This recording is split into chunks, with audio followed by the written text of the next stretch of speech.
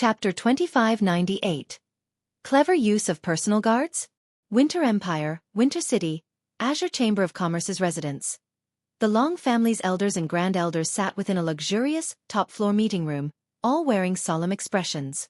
If a Tier 3 player entered the room, they'd shudder with fear upon sensing these individuals' chilly auras. What arrogance! Zero Wing is too full of itself. That's right. It is simply responsible for a few achievements in the East, yet it assumes it can stand on the same level as Violet Sword in the West. It's ridiculous. Zero Wing wants to negotiate with Violet Sword? Does the guild think it rules the Western continent? The Long family's elders and grand elders were furious when they heard Long Wushang's report. They might have understood if Zero Wing had only refused to let Silent Wonder go. They all knew that the guild must have invested a lot of resources in the girl's development, and according to Long Wushang's report, she was very close to becoming a Grandmaster Alchemist. The importance of a Grandmaster Alchemist to a guild went without saying. A single Grandmaster could be responsible for an entire guild's prosperity. The best potions currently on the market were Master rank. Obtaining a Grandmaster potion was unthinkable at this stage of the game. Any random Grandmaster potion would be immensely useful, and if a guild could mass-produce such potions, that guild would have an unimaginable advantage. Hence, they would have understood if Zero Wing had tried to fight for her. However, Xueqi hadn't stopped with a refusal to hand Silent Wonder over. He had also declared that Zero Wing would handle the situation, cutting Azure out. It was no more than calling them all incompetent. Since Zero Wing has had made the promise, we'll wash our hands of this matter for now. Once Zero Wing embarrasses itself, it will learn when to take a step back, the keen-witted middle-aged man in the seat of honor said. But what are Wonder's thoughts on this, old five? Wonder is quite hesitant, big bro, but once Zero Wing embarrasses itself, I doubt she'll sit by and watch her guild and family fall into ruin. I am sure she'll head to Violet Sword to continue her development. Long Wushang surmised after giving the matter some thought. That makes things simple. All we need to do is let things progress. While Zero Wing might be powerful enough to cause waves on the eastern continent, it can do nothing in the west. I realize that we don't wish to tie our family's elites to the Zeus Corporation. The company has chosen to use us as an example to unify the powers under its command. We have no way out of this mess, the clever man said, sighing. The elders and grand elders in the room fell silent. The Long family had become Azure's leading family and enjoyed untold glory on the surface, but in truth, it faced increasing pressure. If the Long family could not continue to grow stronger, only an endless abyss would await them in the end. After all, the Zeus Corporation only supported the Azure Chamber of Commerce. It didn't care who was in charge. As the clever man had said, Zero Wing couldn't accomplish anything on the Western continent. All the Long family needed to do was sit back and watch the show. While the Long family's elders met, Xueqi and his party finally reached the dangerous canyon within the East's Demon Wolf mountain range after some time traveling on their flying mounts. The canyon was full of level 120+ demon wolves. Quite a few Grand Lord-ranked mutated Crimson Demon Wolves and 3-headed Demon Wolves rested on the canyon's broken cliffs, and 2 20-meter-tall, mythic-ranked 3-eyed Ice Demon Wolves rested before a cave entrance, both radiating powerful frosty auras. Ice Demon Wolf, demonic creature, High Lord, level 123 HP 63,000, 000/63, 000, 000, 3-headed Demon Wolf, demonic creature, Grand Lord, level 124 HP 540, 000, 000/540, 000, 000, mutated Crimson Demon Wolf, demonic creature, Grand Lord, level 125 HP 1, 200, 000, 000/1, 200, 000, 000, 3-eyed Ice Demon Wolf, demonic creature, mythic, level 127 HP 3,100,000, 000/3, 100, 000, 000. When they saw the countless monsters, Zero Wing's members gasped. They had already learned about the incredible number of extremely powerful demon wolves in the canyon from Fire Dance's report. Still, they couldn't help but shudder upon seeing the monsters for themselves. This looked like more of a demon wolf city than a canyon. Even a team with over 5,000 level 120, Tier 3 players would struggle to raid this demon wolf den, much less their team of 12 and several dozen Tier 3 personal guards. With just a glance, They counted more than 300 three-headed demon wolves and mutated crimson demon wolves, and the Grand Lords guarded every entrance into the canyon. 2 three-headed ice demon wolves also stood guard at the mouth of the cave. The ice-type mana the 2 level 126 mythic monsters radiated was no laughing matter, and since all of the team's players had fully unlocked their mana bodies, they could sense how much mana the 2 monsters radiated. They felt as if they were staring at 2 gigantic mountains, not just mythic monsters. Enveloped in such overwhelming ice-type mana, manipulating the ambient mana would be impossible. Although they could use their own mana in combat, their mana would be suppressed, and they wouldn't be able to exhibit their skills and spells' full power. Guild leader, must we really clear out these demon wolves? Kola asked. He had wanted to test his new equipment, but he couldn't help his nervous gulp when he saw the demon wolves here.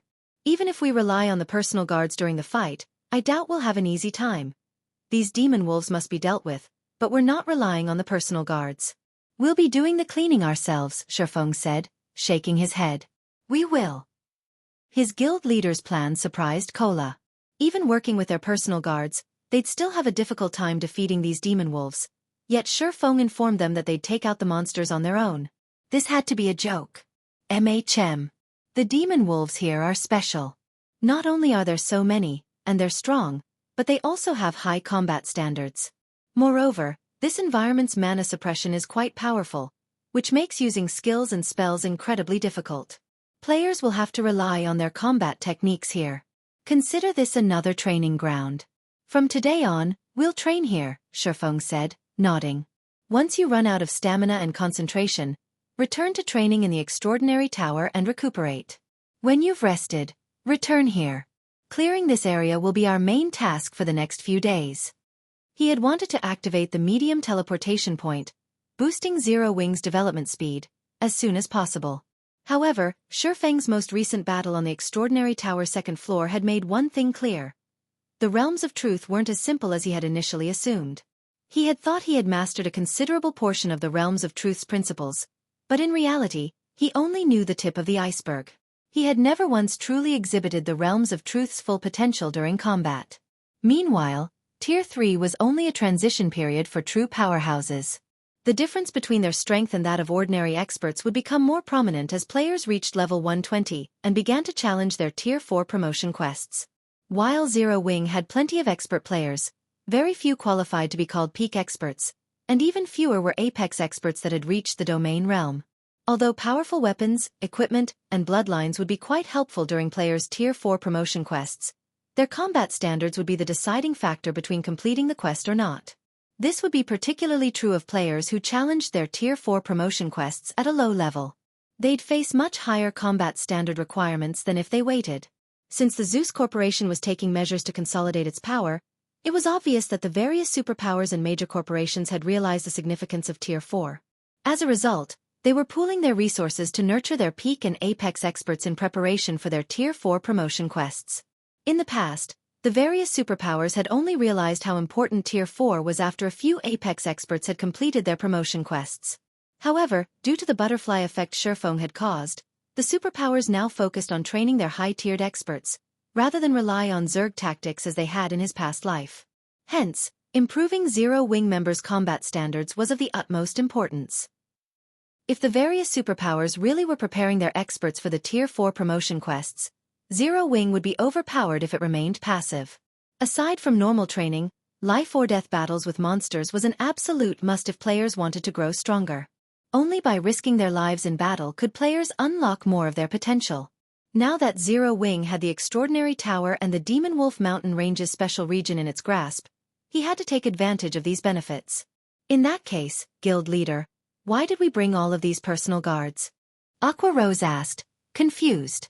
It had taken a lot of manpower to secure so many powerful personal guards, yet Xueqi didn't intend to use them in the fight. She didn't understand what he was trying to accomplish. Read latest chapters at Wuxia World.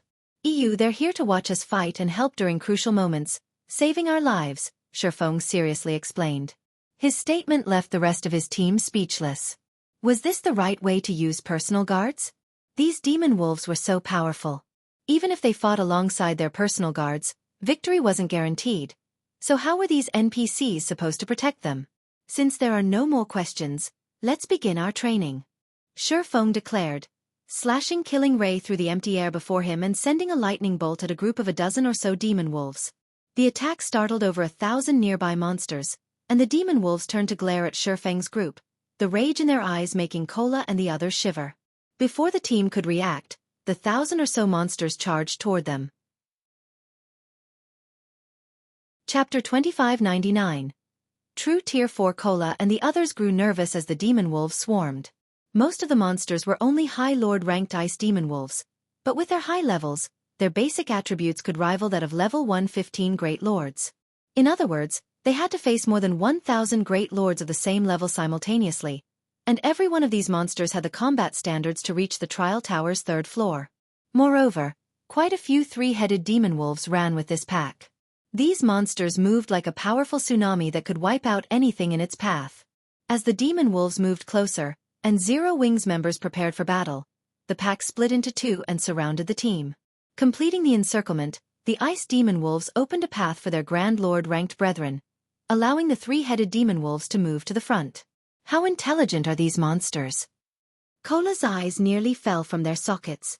These demon wolves moved more like a well-trained army than a bunch of demonic creatures, and this army had been specifically trained to target players. Before Cola and the others could react, one of the 3-headed demon wolves charged forth. Over 100 ice demon wolves followed the Grand Lord, providing cover. Cola immediately responded by charging forward and using Justice Roar on the 3-headed demon wolf. Just as the blinding light radiated from Cola, before he could land an attack however, a playful look flashed in the Grand Lord's eyes, confusing the Guardian Knight. 2 ice demon wolves then appeared from behind the Grand Lord, ramming their heads into Cola. Pang! The ice demon wolves bounced off Cola's armor, flying back, and the MT's assault came to a grinding halt. Before Cola could regain his stance, the 3-headed demon wolf's paw descended toward him, enveloped in an ink-black glow. Don't you dare think I'm that easy to kill! Cola roared, reacting quickly and raising his shield to block the attack.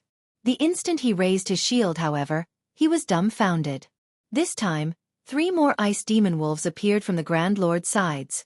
A 2-pronged assault. Despite the fact that demonic creatures shouldn't possess much intellect, these demon wolves knew how to work together to launch complicated assaults. Moreover, their coordination was simply perfect. They had executed their strategy with flawless timing. Not even players could pull off such a tactic. It was as if these demon wolves had practiced relentlessly to deal with him specifically. Just as Cola thought all hope was lost, an ice wall rose up around him. Boom! The wall shook violently when the 3-headed demon wolf and 3 ice demon wolves collided with it, but it held steady. Stunned, Aqua Rose and the others glanced toward the origin of the ice wall's mana. None of them had been able to react to the demon wolves' attacks in time to save Cola, but someone had cast ice wall around the MT just before the 4 monsters' attack landed. The ice wall was only a tier 2 spell, yet it had even stopped the Grand Lord-ranked 3-headed demon wolf. It was unbelievable. Locating the caster, the team stared at Versailles, the elderly man behind Xueqi. However, to their surprise, there wasn't a magic array around the NPC or the crystalline staff he wielded, yet he had created the ice wall. When players cast spells, they first needed to form the necessary magic array. Even instantaneous spells required arrays to cast, and all magic arrays took time to form. Although instantaneous spells arrays manifested much faster, time was still needed for their completion. Versailles, however, had cast the tier 2 ice wall without any magic arrays, as if the spell had taken shape with a thought. Moreover, his ice wall was astonishingly powerful. Enraged, the 3-headed demon wolf glared at Versailles. All 3 of the Grand Lord's heads opened their maws, and a 2-fold magic array began to form beneath the monster's feet. After a brief pause, the 3 wolf heads spat a frightening storm, resembling a hurricane, which threatened to devour everyone in the area. No one had any time to dodge the attack. In response, Versailles lifted his free hand and summoned a rock wall, isolating them from the 3-headed demon wolf. The powerful storm attack didn't even shake the rock wall. Even after exhausting its energy, the storm only cleaned the wall of loose dirt. Cola and the others were flabbergasted. That attack had undoubtedly been a tier 3 curse. Including the fact that the 3-headed demon wolf was a level 124 Grand Lord, the attack rivaled a full-powered hit from a level 120 mythic monster, yet Versailles had effortlessly blocked it. Meanwhile, the Tier 4 NPC summoned stone spikes beneath the other two three-headed demon wolves, who were preparing a long-range ambush, and broke the other Grand Lord's concentration. A Tier 4 NPC is actually this strong? Aqua Rose was utterly baffled as she watched.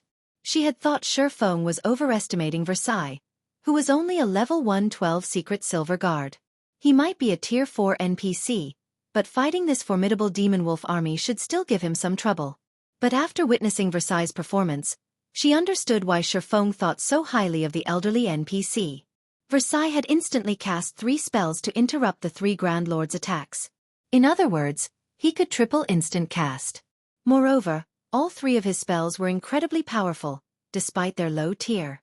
Versailles was on a completely different level than the Tier 4 NPCs she had encountered before. Everyone, be more careful. Although we have Versailles protection, it isn't foolproof. These demon wolves are extraordinary. Not only are they incomparably cunning, but they also know how to take advantage of all sorts of opportunities. You need to be vigilant at all times, Xueqi warned, chuckling when he saw his teammates' surprise. Any NPC that could reach Tier 4 was a dragon among men. These individuals could protect entire cities without help. How could any of them possibly be weak? Moreover, humans at Tier 4 were completely different from monsters at the same tier. Humans needed to rely on techniques and mana control to complete their Tier 4 promotion quests, but monsters could reach the tier as long as they and their bloodline were sufficiently powerful. Hence, even if a Tier 4 human NPC was slightly lower leveled than a Tier 4 monster, they could rely on their superior techniques to fill the gap. Furthermore, a Tier 4 secret silver guard's growth rate was by no means lacking. Xueqi's warning snapped everyone from their stupor, and a passionate flame began to bum in their eyes. The demon wolves before them were indeed extraordinary. That was clear after witnessing Cola's brief battle. Not only could these monsters chain their attacks, but they also knew how to target players' weak points. Most importantly, this wasn't a training session, but a life-threatening battle where they could exhibit their full potential. This was a battlefield that all expert players dreamed of. The 11 team members immediately cleared their minds and focused on the fight before them. Although their attention was on the demon wolves in front of them, they kept an eye on the monsters around them as well. Xueqi wasn't idle, either. He immediately charged at 2 of the 3-headed demon wolves in the distance, trying to integrate his basic combat techniques in his every movement. Trying to use combat techniques with every action was incredibly difficult. When he had fought the swordsman on the extraordinary tower's second-floor staircase, he hadn't spared any attention or time for conducting such experiments. The tower had reduced his physique to that of a Tier 1 player, and he had barely been able to keep up with the second-floor swordsman as it was.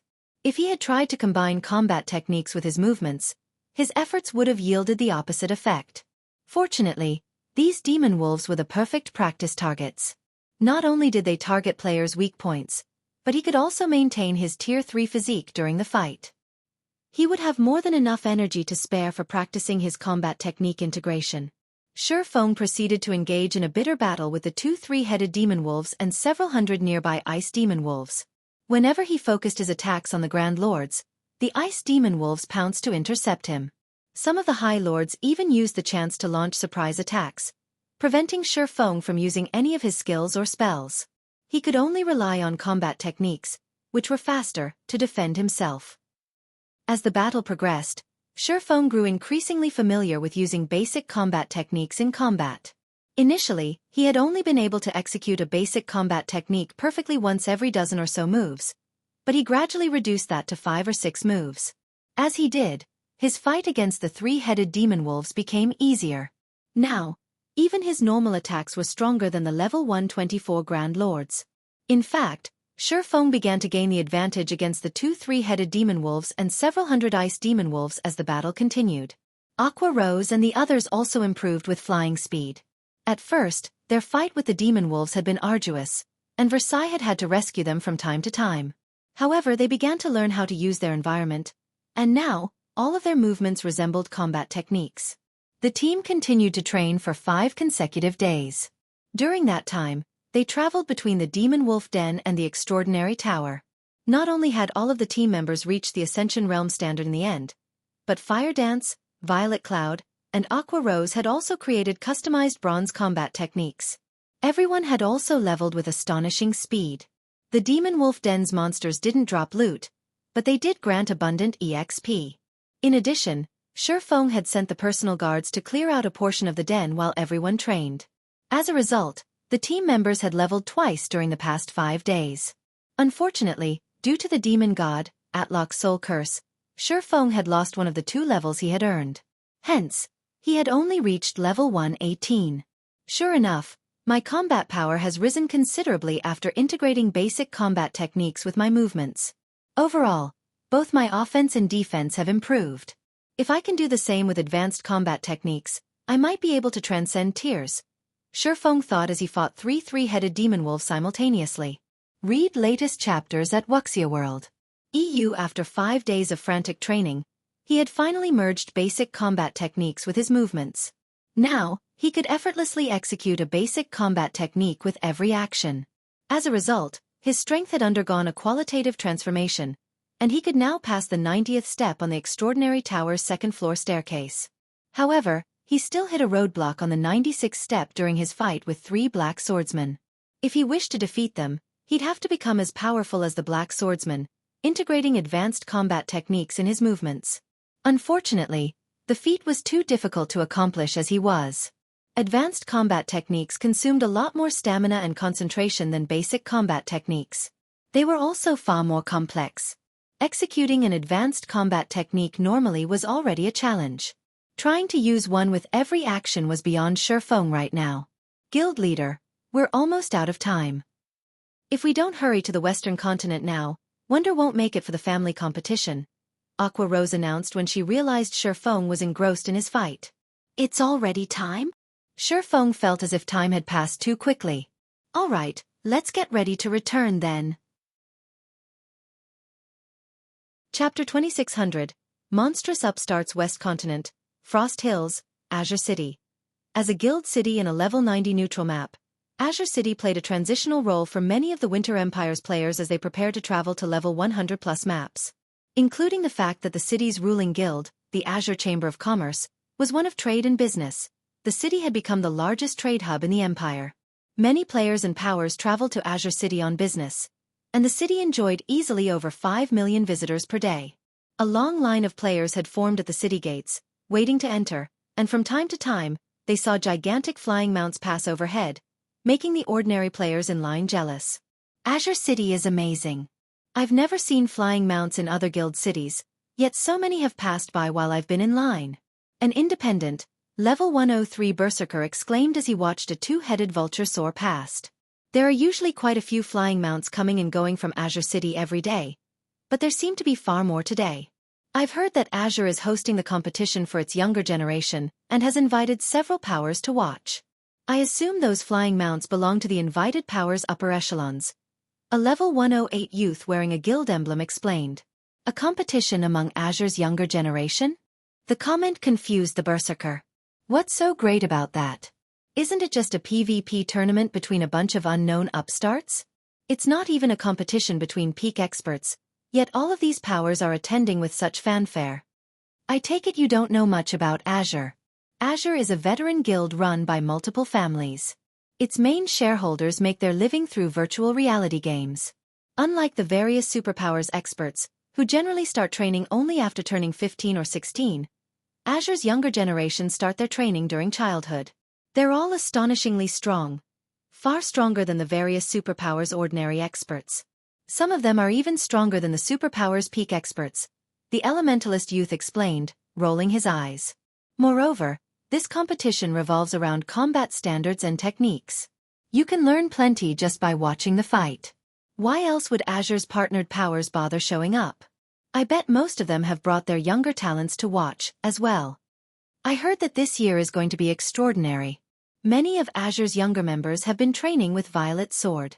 A few days ago, Violet Sword even announced that someone from Azure's younger generation fought Wildfighter, one of the vice commanders for the Chamber's strongest trump card, to a standstill. Violet Sword's upper echelons were stunned. A level 110, tier 3 swordsman wearing a guild emblem similar to the elementalist youth said, "Fought Wildfighter to a standstill. Who are you trying to fool? Wildfighter is one of the top 30 players on the God's Domain experts list." The independent berserker protested, skeptical. Wildfighter has been famous for over a decade and is a publicly acknowledged monster. I've heard that Wildfighter can hold his ground against a level 110 mythic monster by himself. How could one of Azure's youngsters possibly fight him to a standstill? Almost every Berserker player on the Western continent knew about Wildfighter. For many Berserkers, he was a goal and idol. Naturally, this level 103 Berserker was no exception.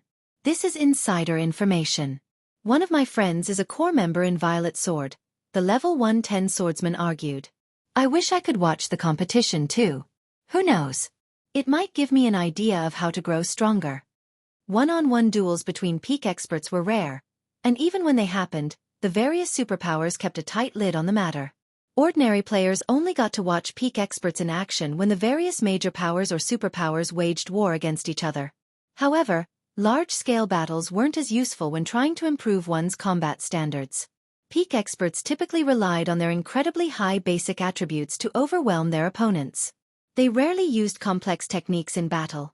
When peak experts met on the battlefield, their fights were rarely one-on-one. To put it simply, opportunities to watch two peak experts rely on techniques in a duel were invaluable. Many players spent big bucks to spectate.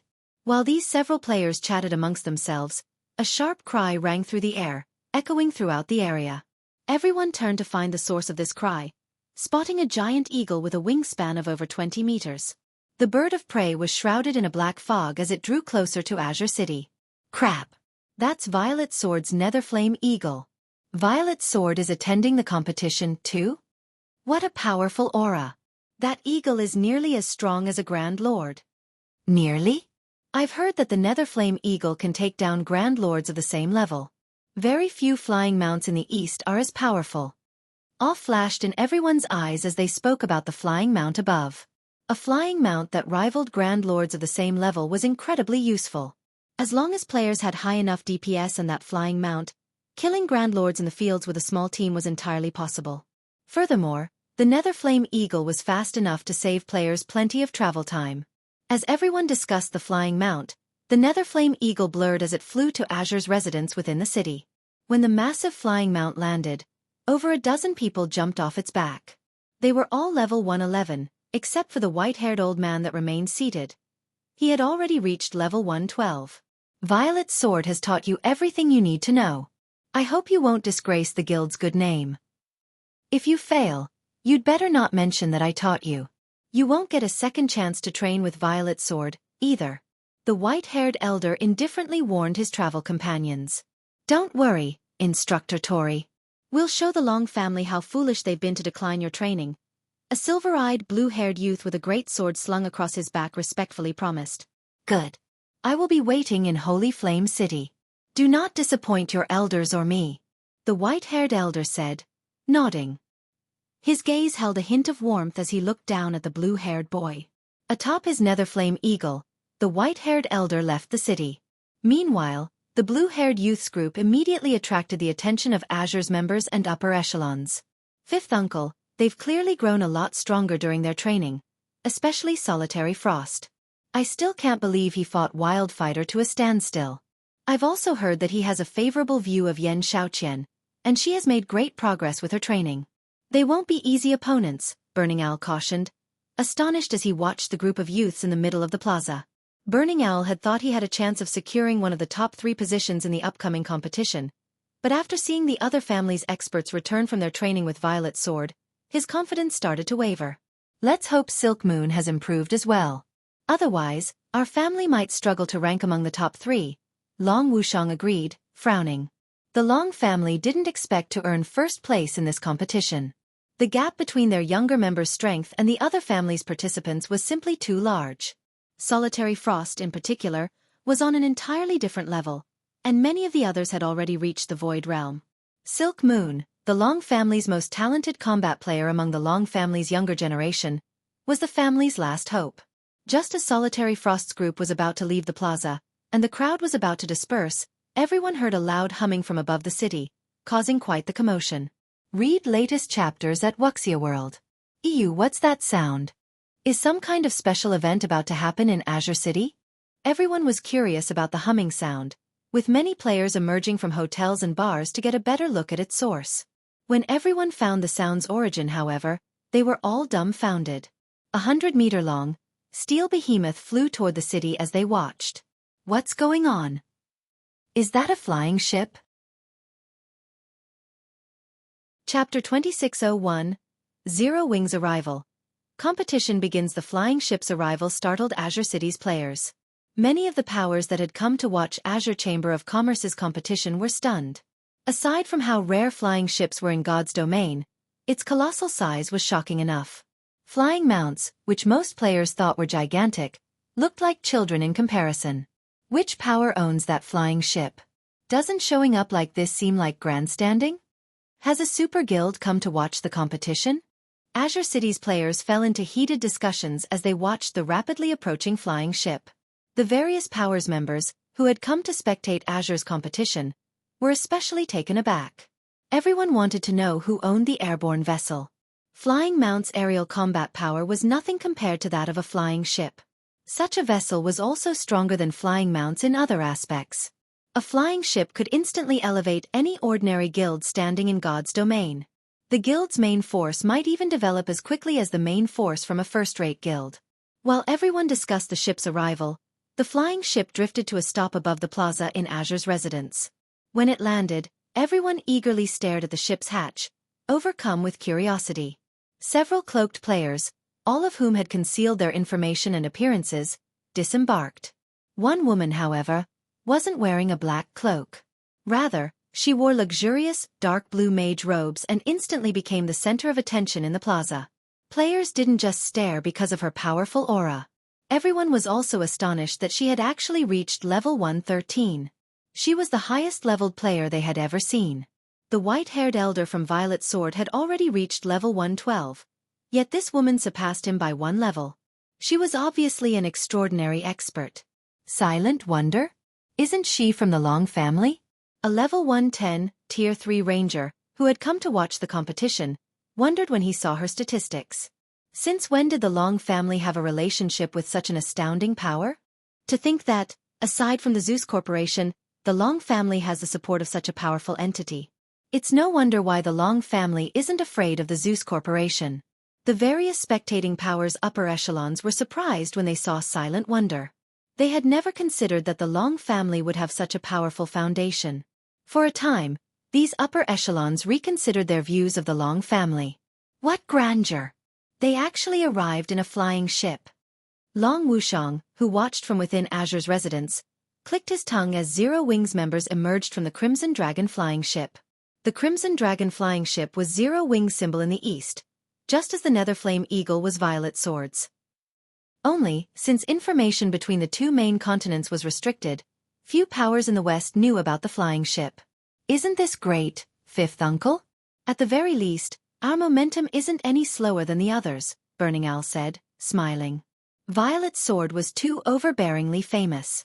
The fact that the Super Guild had escorted Solitary Frost's group to Azure City atop a Netherflame Eagle was enough to sway Azure's neutral elders and grand elders.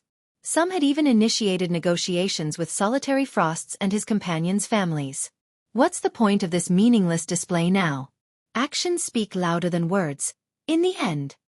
Long Wushang disdainfully dismissed. Zero Wing might have a lot of influence on the eastern continent, but the same couldn't be said in the west. Meanwhile, the Azure Chamber of Commerce's main area of development lay in the west, which was also the Zeus Corporation's home ground. Zero Wing couldn't do anything to help Azure.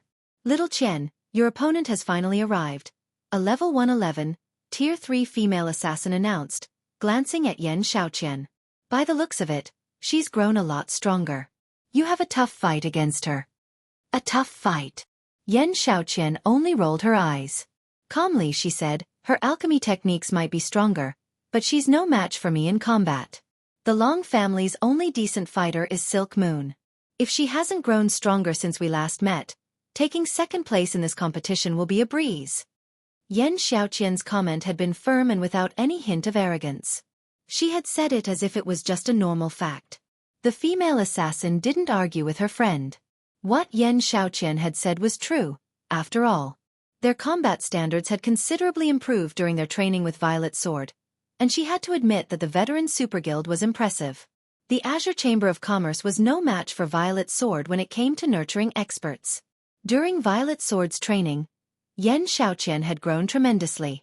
Many of Violet Sword's old monsters had even praised her for her talent. Now, she was only half a step away from the domain realm, and many of Violet Sword's old monsters were certain that she'd reach the realm soon. On the other hand, while Silent Wonder was an amazing alchemist, her combat talent was subpar in comparison. She hadn't even reached the Void Realm before the previous competition. Even if Zero Wing were capable and helped Silent Wonder reach the Void Realm that wouldn't change anything. Even between Void Realm experts, there was a massive difference in strength. While the female assassin and Yen Xiaoqian conversed, a middle-aged man with a chilling aura and pale complexion approached. This man was Duan Han, the strongest member of the Duan family's second generation. Xiaoqian, I'm afraid you'll be disappointed this time. We just received news that Silk Moon won't be attending the competition for some reason. Nobody can get in touch with her. The entire Long family is panicking over the matter. Duan Han interjected. Silk Moon isn't coming? Doesn't that mean the Long family is finished? The female assassin asked. Silk Moon was the Long family's last hope of securing one of the top 3 positions in this competition. If she had succeeded in earning one of those positions, the Long family would have retained its reputation. However, now that Silk Moon couldn't make it, the Long family had a bleak future ahead.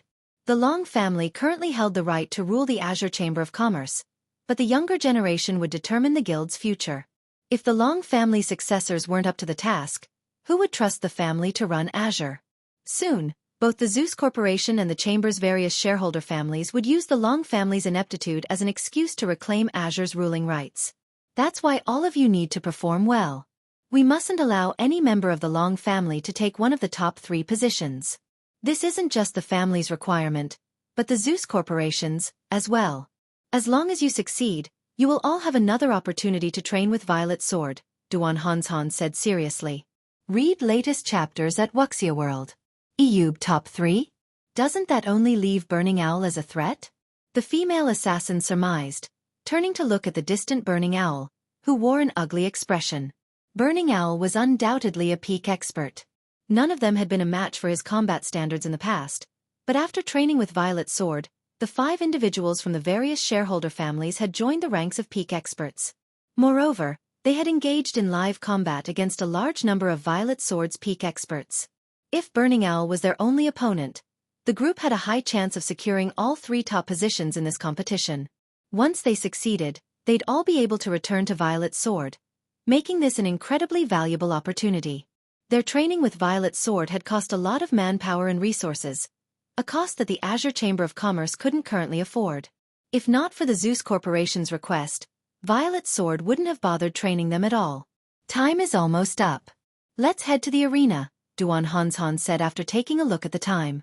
He then led Yen Xiaoqian and the female assassin toward the battle arena in the heart of Azure City.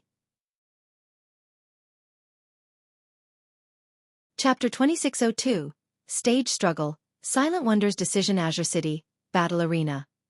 With the Azure Chamber of Commerce hosting its annual competition, many of Azure City's players had swarmed the battle arena in hopes of watching the battle. However, Azure had stationed several thousand experts around the building to stop the flood of approaching players. Azure had no intention of allowing uninvited players to view the competition. As the various invited powers entered the battle arena, the uninvited public grew envious. Although Azure City's battle arena was much smaller than the one in Stone Forest City, its interior had been magnificently decorated. Even Xueqi was a little impressed as he entered the building's main lobby. The main lobby had been paved with mana ore, and the instant he stepped inside, the mana he felt was considerably denser than outside. Moreover, artisans had carved all sorts of images into the lobby's walls. These engravings might not seem special to ordinary players, but players who knew combat techniques would easily recognize them. Every engraved image depicted a different combat technique. Of course, these combat techniques were incomplete. Learning techniques from these engravings would be many times more difficult than learning them from complete legacies. It would take an absolute genius to learn anything from these carved walls. From what Xueqi could tell, anyone that mastered these incomplete combat techniques would gain a massive strength boost. Most of these incomplete techniques were advanced rank or higher. Following an NPC, Xueqi's group soon arrived in the largest arena within Azure City's battle arena. The room could easily accommodate over 10,000 spectators, and all of the stages within had been made with mana Oregon. On these stages, players would be able to exhibit extraordinary combat power, making their fights far more interesting. By the time Xueqi's group reached their seats, most had already been filled. The majority of the spectators were either talented newcomers from the various powers or Azure's core members. Excitement filled the air as everyone watched Azure's younger members approach the center stage, one after another. We already know who's taking first place, but I wonder who will earn second place. I think Vice Guild leader Burning Owl from the Long family has a high chance. He's already been acknowledged as the third strongest member of Azure's younger generation. I've also heard that he's recently mastered an advanced footwork technique, so he should have grown significantly stronger. Burning Owl might have been strong before, but times have changed. There's a rumor that quite a few members from the other families have reached the Void Realm. I think Burning Owl will have a hard time claiming one of the top 3 spots. All of the spectators had their guesses of who would secure the competition's second place.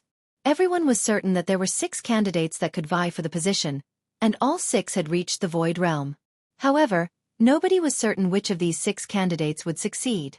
After all, players could gain a massive amount of combat power from a single moment of inspiration once they had reached the Void Realm. Hence, all 6 candidates had a chance of taking second place. While the audience chatted amongst themselves, a middle-aged man in light gray leather armor with 2 long swords across his back took his place on the center stage. This man didn't look very old. At most, he should be in his 40s. His aura wasn't all that intimidating, either. On the contrary, his aura was as calm as the surface of a lake on a summer day. When he took the stage, however, the arena fell silent. Crap! He's presiding over the competition this time. The GCPs it cost to watch this competition were really well spent. When the crowd saw the middle-aged man, their eyes glowed with excitement. This man was Sinful Flame, the Azure Chamber of Commerce's strongest member. It was rumored that he could even fight Netherworld Empire's #1 assassin and the commander of Mythology's strongest trump card Legion to a standstill. He even ranked as one of the top 10 experts on the God's Domain experts list. Sinful Flame rarely appeared in public and generally focused on training for his rematch against Netherworld's assassin and Mythology's commander. With such a mythical individual before them, how could the crowd contain their excitement? Furthermore, during Azure's annual competitions, the first-place winner had the privilege of fighting the host. This meant that the audience would get to watch Sinful Flame in action. This was an incredibly rare opportunity. I won't bore you with nonsense. During past competitions, we have chosen 6 members from the first phase to participate in the main event. However, Azure has gained much over the last year. As many as 7 of our members have reached the Void Realm and beyond. Rather than the usual 6, we will choose 8 individuals to participate in the main event this year. Sinful Flame announced, glancing at the youngsters before him. Any of you who wish to challenge yourselves may begin, but because we have quite a few who have reached the Flowing Water Realm, every member may only challenge 2 opponents, instead of the usual 3. Choose wisely. When Sinful Flame finished his opening statement, the central stage split into 8 smaller stages, each with a 60-yard radius. It gave Tier 3 players more than enough room to display their skills. In addition, the same rules applied to every stage. All players' basic attributes would be equalized. This would ensure that the fighters had to rely on their combat standards to win. Once the 8 stages settled in place, Solitary Frost and the other Void Realm or higher experts split up, choosing a stage. The other members from the various families hesitated to approach the 8th stage, however. Solitary Frost's team of 7 clearly had incredibly high combat standards, but the rest of the participating members had only reached the Flowing Water Realm. Challenging these 7 would only result in one outcome: defeat. None of them were foolish enough to waste their 2 challenge opportunities. If they took the 8th stage, however, they'd be forced to face numerous opponents. While they might be able to secure consecutive wins, every battle would expose more of their strength. This, in turn, would reduce their chances of winning. Why isn't anybody taking the 8th stage? Sinful Flame demanded. Aside from the usual rewards the guild has prepared for the top 3 victors, the Zeus Corporation has promised to send the top 8 fighters to train in Violet Sword's magical secret land. You should all cherish this opportunity. Read latest chapters at Wuxia World. EU. With that, Excitement flashed in the participating players' eyes. Violet's sword occupied a magical secret land that came with a training ground that had survived since ancient times. Although training in this secret land wouldn't be as beneficial as their prior training with Violet's sword, it could help players rapidly improve. If they could spend some time in that secret land, breaking through to the Void Realm would be entirely possible. They might even become an elder in the guild. Suddenly, every one of these players made a mad dash for the 8th stage. Is Second Sister holding back? Burning Owl wondered in confusion as he glanced at Silent Wonder, who remained still even after the announcement. While everyone fought over the final stage, Silent Wonder turned and walked toward the first stage, where Solitary Frost waited. Chapter 2603. Overestimating oneself? That Solitary Frost stage. Why is Silent Wonder going there? She's going to challenge Solitary Frost. Challenge Solitary Frost? Is she insane? The players that had been competing for the 8th stage paused, watching Silent Wonder approach the first stage. They were all curious to see what she planned to do. Second Sister? Even Burning Owl was confused as he watched. Even if Silent Wonder wanted to secure one of the top 8 positions, she shouldn't have started with Solitary Frost. Solitary Frost had always been stronger than the rest of Azure's younger generation, and now, after his training with Violet's sword, he was on a completely different level. Anyone that challenged Solitary Frost would only waste one of their opportunities. Yen Xiaoqian was just as astonished as she watched Silent Wonder from her position on the 2nd stage. She might not have been surprised to see the Long family's Silk Moon challenge Solitary Frost, since she would actually have a chance of winning, but why would Silent Wonder challenge that monster of a player? This competition wasn't like the previous alchemy competition. They weren't fighting monsters this time, and superior levels and equipment couldn't help Silent Wonder here. On these 8 stages, everyone's basic attributes would be the same. Players would have to rely on their combat standards and techniques to win. Silent Wonder could never be a match for Solitary Frost in these aspects. Meanwhile, the audience was in an uproar as it watched Silent Wonder. The Long family's elders and grand elders in particular anxiously sat on the edge of their seats. They had, more or less, given up any hope of securing one of the top 3 spots. They only hoped that Burning Owl could hold 4th place, and Silent Wonder would make it into the top 8. They could, to a certain extent, avoid embarrassment if 2 of their representatives ranked among the top 8 fighters. Whether or not the Long family retained its ruling rights over the Azure Chamber of Commerce would depend on Silent Wonder's obedience in training with Violet's sword. As long as she did, the Zeus Corporation would stop meddling in Azure's affairs, and the family would be safe. And yet, the foolish girl was about to waste one of her challenge opportunities on Solitary Frost. That girl is quite brave, Sinful Flame muttered, praising Silent Wonder as she stepped onto the first stage. Solitary Frost, on the other hand, showed no appreciation for Silent Wonder's courage. Rather, he seemed to look down on her. To challenge me directly, it seems you've improved quite a bit in Zero Wing Wonder, Solitary Frost said coldly. The selection for the 8 finalists had just begun, yet Silent Wonder had chosen to challenge him now. If she were truly powerful, she would be more than capable of facing off against him in the main event. By choosing him now, she was declaring to every player in the arena that he was an easy opponent. Essentially, she was trying to humiliate him. MHM. I have indeed improved in Zero Wing, so I'd like to test my limits on you, Silent Wonder honestly replied, nodding. I guess you're serious then, Solitary Frost reasoned, his anger subsiding as he realized that Silent Wonder wanted to fight him in earnest, not make fun of him. His expression shifted, becoming serious, and he pulled the silver greatsword from its sheath across his back. In that case, show me how much you've grown in your little guild. Thank you. Silent Wonder offered the words of gratitude, knowing Solitary Frost would take her seriously. There's no need for that. I appreciate all true challengers. I hope you won't disappoint me. During my training with Violet's sword, only Yen Xiaoqian withstood a few of my moves. The rest of our generation was too boring and weak to make me work for my victory, Solitary Frost said.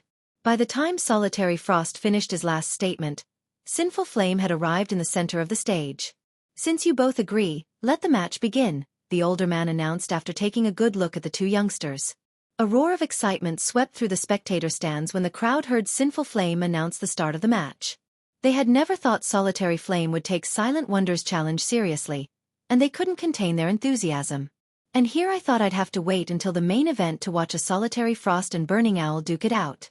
Thanks to Silent Wonder, I'll get to watch Solitary Frost in a serious battle now. I wonder how many minutes Silent Wonder will last? Minutes? Aren't you giving her a little too much credit? I doubt even Burning Owl will last more than 10 moves against Solitary Frost. The various Powers members had heard plenty about Solitary Frost. Many of them had even come just to see how powerful the boy, who had fought the famous Wildfighter to a standstill, was. Wildfighter was a legend among berserkers, and getting a chance to see such an individual in action was almost impossible. However, if Solitary Frost fought with all he had, they could get a feel for how strong Wildfighter was. Once Sinful Flame had initiated the match on the first stage, Solitary Frost and Silent Wonder moved to their designated positions and prepared for battle. I've heard that Xueqi used to consider you a rival. In that case, I'll use the same move that defeated her against you. I hope you're ready. Solitary Frost wanted Silent Wonder, who stood 40 yards away. Suddenly, the young man split into 4 clones of himself. All 4 figures were identical and radiated similar auras, making them impossible to tell apart. The doppelgangers then split up and surrounded Silent Wonder. Are you kidding me? Solitary Frost is using 4 absolute phantoms so soon. The female, Tier 3 assassin said from one of the other 7 stages, her jaw dropping as she watched Solitary Frost treat Silent Wonder as a true opponent. Xueqi, who stood on the stage next to Solitary Frost's, revealed a grim expression as well. Solitary Frost's 4 absolute phantoms was an incredible challenge to overcome for magical class players like her. The 4 doppelgangers weren't altogether fakes. One could only deal damage to Solitary Frost by attacking all 4 at once, and that wasn't the move's most frightening aspect. The true danger lay in the fact that Solitary 9 could control all of his doppelgangers with as much precision as he controlled his own body. Using doppelgangers in combat was immensely difficult in God Undersfirst domain. Controlling 2 bodies simultaneously would even reduce a peak expert's combat power. Ordinary domain realm experts would be lucky if they could control 3 bodies without sacrificing some of their performance. However, Solitary Frost could control all 4 doppelgangers without reducing any of their combat power. Of course, landing an attack against a domain realm expert without using a skill or spell was just as difficult. Domain realm experts could perceive all movement within their vicinity, after all. Relying on their keen senses, they could preemptively evade and launch counterattacks. Fighting Solitary Frost's 4 absolute phantoms would be as challenging as facing 4 domain realm experts simultaneously. 4 peak experts. This move was an absolute nightmare. And once a magical class player allowed a melee player, especially a domain realm expert, to move within attack range, it was game over. Amazing! Silent Wonder exclaimed, admiring Solitary Frost's perfect control. Face my 4 absolute phantoms. Silent Wonder's admiration wouldn't slow Solitary Frost down, and his 4 doppelgangers encircled their opponent, rapidly closing in. While Solitary Frost's doppelgangers drew closer, Silent Wonder began to wave her staff. 4 ice walls shot up from the stage around her, protecting her from all sides. Ice walls? She doesn't actually think such a low-tier defensive spell can stop Solitary Frost's attack, does she? The female assassin couldn't help but laugh. The spell, Ice Wall, could only be enhanced to Tier 2. It wasn't anywhere near strong enough to stop a Tier 3 player's full-powered attack. The spell wouldn't even buy Silent Wonder any time. Boring. Silent Wonder's opening move disappointed Solitary Frost a little, but he didn't pause his assault. He immediately cancelled his 4 absolute phantoms before brandishing his great sword. The weapon transformed into 3 identical copies before converging on the ice wall before him. Read latest chapters at Wuxia World. EU Combat Technique, Triple Heavy Slash. Boom. As the great sword crashed into the ice wall, a deafening boom filled the arena. How is that possible? Solitary Frost was stunned when his attack failed to deal any damage to the ice wall. Moreover, the recoil had left both of his arms numb as if he had just struck an impenetrable wall. Chapter 2604. Fully unlocked mana body. The audience was befuddled when they saw Solitary Frost's attack come to a grinding halt. It didn't break? But, isn't it only a Tier 2 defensive spell? Did Solitary Frost mess up his attack? The players in the spectator stands were all extremely familiar with the spell, Ice Wall. Before players had reached Tier 3, Elementalists had used the spell to help protect their MTs from Great Lord-ranked bosses' attacks. However, both Solitary Frost and Silent Wonder were both bona fide Tier 3 players. Although their basic attributes had been equalized, they both had the attributes of Tier 3 players. A Tier 2 Ice Wall could, at most, buffer a Tier 3 attack. It shouldn't be able to stop such a blow, let alone one empowered with a combat technique. A Tier 2 Ice Wall can actually stop a Tier 3 Berserker's combat technique at full strength? Burning Owl was just as confused as everyone else after seeing Silent Wonder's Ice Wall intact. He had fought Tier 3 Elementalists himself, but when they had used Ice Wall against him, the spell hadn't even stopped his normal attacks. He had tested this multiple times and never once failed to shatter an Ice Wall. Meanwhile, Yen Xiaoqian stared at Silent Wonder in astonishment. Mana! Yen Xiaoqian exclaimed, sensing the dense mana radiating from Silent Wonder. She's already unlocked her mana body's full potential. Yen Xiaoqian wasn't the only magical class player to notice the sudden spike in mana around Silent Wonder. The only explanation any of them could think of was that the Elementalist had fully unlocked her mana body. She actually unlocked her mana body? Amazing! Not even the super guilds have any members with a fully unlocked mana body yet. It seems my trip here wasn't in vain. I'll get to watch an expert with a fully unlocked mana body in battle. Everyone in the spectator stands began to talk about Silent Wonder. Their opinions of her had all changed. Rather than seeing her as just another member of Azure's younger generation, they saw her as a true powerhouse. Ha ha ha. Good. Wonderful. We might actually have a chance of claiming one of the top 3 positions now. Long Wushang, who sat among the audience, laughed joyously as he watched Silent Wonder. After failing to contact Silk Moon, the Long family had given up any hope of securing one of the top 3 positions in this competition. Now that they knew Silent Wonder had unlocked her mana body's full potential, however, securing one of those spots was almost certain. There was a massive strength difference between an expert with a fully unlocked mana body and one without. Tier 3 experts with fully unlocked mana bodies were almost half a tier stronger than ordinary Tier 3 experts. Every participant in this competition, excluding Solitary Frost, had, at most, reached the Void Realm. Although Silent Wonder had only reached the half-step Void Realm standard, she could easily defeat Void Realm experts with this advantage. Not even Yen Xiaoqian, who was only a step away from the Void Realm, would be a match for her. You've fully unlocked your mana body? Solitary Frost's fighting spirit flared, a passionate flame dancing in his eyes, when he looked at Silent Wonder behind the ice walls. It's no wonder why you were bold enough to challenge me. I've never fought an expert with a fully unlocked mana body, so show me how powerful it truly is. The Berserker raised his great sword and leaped into the air, aiming for the one area where Silent Wonder didn't have an ice wall's protection. Advanced combat technique. 7 consecutive flashes. The great sword transformed into 7 streaks of light, covering the entire area within the ice walls and leaving Silent Wonder no room to dodge. In response, Silent Wonder used Blink, immediately appearing 30 yards away and evading Solitary Frost's attack. With a wave of her staff, she then summoned over a dozen magical arrays around her opponent. The arrays released a barrage of flame spears, each with enough power to rival a Grand Lord of the same level. As if Solitary Frost had anticipated this move, he tightened his grip on his great sword and twisted in the air. Tier 3 skill, Berserk Dance. Solitary Frost rapidly rotated in the air, his great sword leaving arcs of crimson light in its wake that blocked the incoming flame spears. He executed Berserk Dance with over a 90% completion rate even from that position? Is he a monster? Shocked, Burning Owl stared at the crimson sword light surrounding Solitary Frost. While Tier 3 skills were quite powerful, achieving a high completion rate with them was very difficult. Even as a Void Realm expert, Burning Owl could only execute the Tier 3 Berserk Dance with around an 85% completion rate, and that was only with optimal conditions. Despite activating the skill in midair, however, Solitary Frost's completion rate was over 90%. Meanwhile, just as Solitary Frost was about to land, earthen spikes shot up from the ground below him. A 2-pronged assault? That might be useful against peak experts, but it will do nothing against Solitary Frost, the female assassin standing on the nearby stage said, sneering at the magical attack. A domain realm expert could perceive everything within their surroundings. Even a perfectly timed ambush would be useless against such an expert.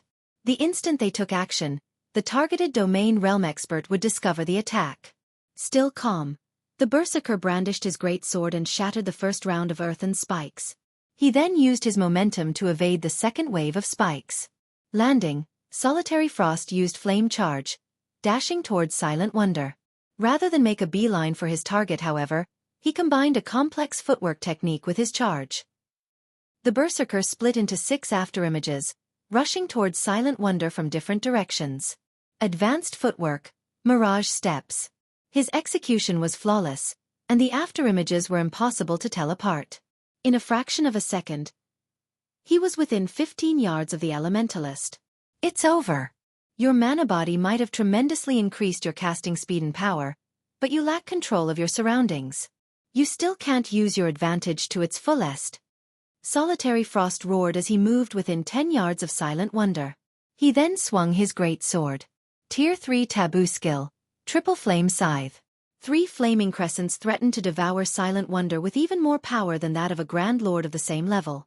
But, just before the attack landed, a gigantic crimson magic array appeared beneath Silent Wonder's and Solitary Frost's feet. The instant the array completed, a towering pillar of fire exploded forth. Not only did the flames swallow the 3 flaming crescents, but it devoured Solitary Frost and Silent Wonder as well. Read latest chapters at Wuxia World. Ew, what? A 3-pronged attack. She actually hit a red lotus of fire beneath her. Yan Xiaoqian could not believe her eyes as she stared at the raging pillar of fire before her. Yan Xiaoqian had assumed her rival had only prepared a 2-pronged attack. She had never dreamed that Silent Wonder would use herself as bait to lure Solitary Frost into the red lotus of fire, a Tier 3 curse. After 3 seconds, the flaming pillar subsided, revealing Solitary Frost's charred corpse on the stage. Although Silent Wonder hadn't emerged from her own attack unscathed, she still had 1/3 of her HP remaining due casting Flame Shield earlier. I might not have a good grasp on my surroundings, but when it comes to power and technique, I'm much stronger than you. Silent Wonder told the berserker's motionless corpse. From above the stage, a bell rang, signifying the end of the match. At the same time, the system announced Silent Wonder as the victory, momentarily silencing the stunned crowd. Chapter 2605. Spiritualization Realm appears once more. Solitary Frost lost? This is a joke, right? He even rivals Wild Fighter. A player can become so strong after fully unlocking their mana body? Silent Wonder's victory flabbergasted everyone. There were quite a few peak experts in the audience, as well as some domain realm experts. Hence, they hadn't had any trouble seeing and understanding what had happened in the battle between Solitary Frost and Silent Wonder. They were certain that Silent Wonder hadn't reached the Void Realm, and there was a massive difference between her and Solitary Frost. Even if her casting speed and spell power had greatly improved, thanks to unlocking her mana body's full potential, logically, Solitary Frost should have been able to bridge the gap by relying on his superior combat standards when their basic attributes were on the same level. In fact, despite not being a match for the Elementalist head-on, Solitary Frost had evaded all of her attacks and targeted Silent Wonder's weak points during the first half of the match. In the end, however, Solitary Frost had still lost. How were they supposed to wrap their minds around this? Second Sister won. Just like that? Burning Owl was just as stunned as the players in the audience.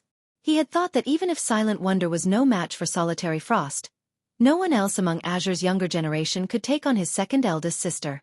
With her here, the Long family was practically guaranteed to retain its ruling rights in the Azure Chamber of Commerce. But he hadn't actually expected Silent Wonder to defeat Solitary Frost. Now, the other shareholder families had lost any excuse to threaten the Long family's position. Not even the Zeus Corporation would be able to complain about the family. Excellent! Magnificently done! Long Wushang was elated to see Silent Wonder still standing on the first stag. Never dreamed that she'd be capable of launching a 3-pronged attack against Solitary Frost. Not even his third eldest brother, Long Xianglong, would have the leeway to execute such a complex tactic against a domain realm expert. Long Wushang had assumed Silent Wonder would lose the match. He had never expected such a pleasant surprise. With this victory, Silent Wonder was now the strongest member of Azure's younger generation. Even if the Long family lost the Zeus Corporation's support, this achievement would ensure that the family wouldn't have to worry about its position in the Azure Chamber of Commerce. Now, the family's position was stronger than ever before. Just how did she manage to pinpoint her environment and opponent's behavior? Yen Xiaoqian muttered, staring at Silent Wonder. As a magical class player herself, Yen Xiaoqian knew Silent Wonder hadn't relied on luck to win the match. She had planned every move before the match had even begun. Although magical class players typically predicted their battle's progression beforehand, she had never seen anyone assess their opponent to such an extent. Silent Wonder's final move had been especially eye-opening since she had taken into account how much damage her Tier 3 course would deal to her and her opponent. It was as if she had orchestrated the entire battle. Silent Wonder looked like a completely different person to Yen Xiaoqian right now. Her rival certainly hadn't shown such abilities during the alchemy competition. While everyone grumbled about their confusion and dissatisfaction over Silent Wonder's marvelous performance, Sinful Flame gazed up at the girl from below the stage, excitement flashing in his eyes. "Is something wrong, Elder Flame?" A Tier 3 guild elder, who acted as the deputy referee for this competition, asked when he saw Sinful Flame's elation. Sinful Flame had seemed bored when he had been tasked to host the family competition this year. He actually found the responsibility annoying, yet he now seemed excited and interested in a younger member of the guild. It was unbelievable. Sinful Flame had been unfazed when he learned that Solitary Frost had reached the domain realm. Silent Wonder, on the other hand, hadn't even gotten that far. Although she had unlocked her mana body's full potential, she shouldn't be impressive enough to attract someone like Sinful Flame's interest. While unlocking one's mana body was a difficult endeavor for ordinary Tier 3 experts, it was only a matter of time for an expert of Sinful Flame's caliber. He was actually quite close to unlocking 100%, and would likely succeed in another 2 weeks or so. Hence, he shouldn't consider fully unlocking one's mana body that much of an achievement. The Spiritualization Realm. She's reached the Spiritualization Realm, and she's made considerable progress in it. Sinful Flame declared. It seems the younger generation is full of exceptional geniuses. The Spiritualization Realm? The Tier 3 elder was confused. He had no idea what Sinful Flame was going on about. Before the elder could ask, however, Sinful Flame jumped onto the stage and approached Silent Wonder. "Isn't the match over already? What's Elder Flame trying to do? Was there a problem with the match?" The spectators were even more confused to see Sinful Flame on the stage. Normally, the system decided a match's outcome. Its judgment was far more accurate than players, after all. If both opponents died by the end of the match, the system could determine whether they had died at the same time or if there had even been a millisecond between their deaths. No player could do the same. This was why players relied on the main God system to judge all matches in God's domain, barring special circumstances. However, the results of Solitary Frost and Silent Wonder's match was clear. There was no chance either of them could have cheated since players weren't allowed to use berserk skills or tools on the stage. Players weren't even allowed to use the additional active skills they gained from their weapons and equipment. Hence, there shouldn't be any dispute over the outcome. However, the crowd began to doubt the fact as they watched the famous Sinful Flame take the stage. He would be able to spot far more details than they could, after all. Sinful Flame doesn't intend to deny the match's result, does he? The situation began to make Long Wushang nervous. We're talking about the system's judgment. Silent Wonder's performance had involved many surprising aspects. If Sinful Flame had seen some peculiarity, his celebration would have been premature. Could she have actually cheated? In contrast, Duan Hanshan was overjoyed to see Sinful Flame interfere. He had thought his hopes of dethroning the Long family were lost, but it seemed that might not have been the case. While everyone discussed the matter in hushed whispers, Sinful Heart turned away from Silent Wonder and addressed the audience. "Everyone, you have seen the match's outcome for yourselves, so you all know just how powerful Solitary Frost was. Without a doubt, he is the participant in this competition," Sinful Flame said. "Now that Silent Wonder has defeated him, I'm sure you all realize who will win first place. Hence, I have a suggestion. Rather than waste time with the rest of the qualifying matches, why don't we host a more meaningful competition?" Indeed. It doesn't make much sense to continue the qualifying matches. Read latest chapters at Wuxia World. Going straight into the main event isn't a bad idea. It's a pity that the first match was the most interesting. My seat isn't even warm, yet the competition is already over. Every player in the crowd nodded, agreeing to Sinful Flame's suggestion. Since Silent Wonder had proven herself stronger than Solitary Frost, the top 8 positions were as good as decided. Continuing the qualifying matches would be pointless. It would be much more interesting to proceed to the peak experts matches. Since Silent Wonder is the undisputed first-place winner of this competition, according to our regulations, I will face her later. How would you all feel about watching that match? Sinful Flame asked the crowd once the audience had agreed to his first suggestion.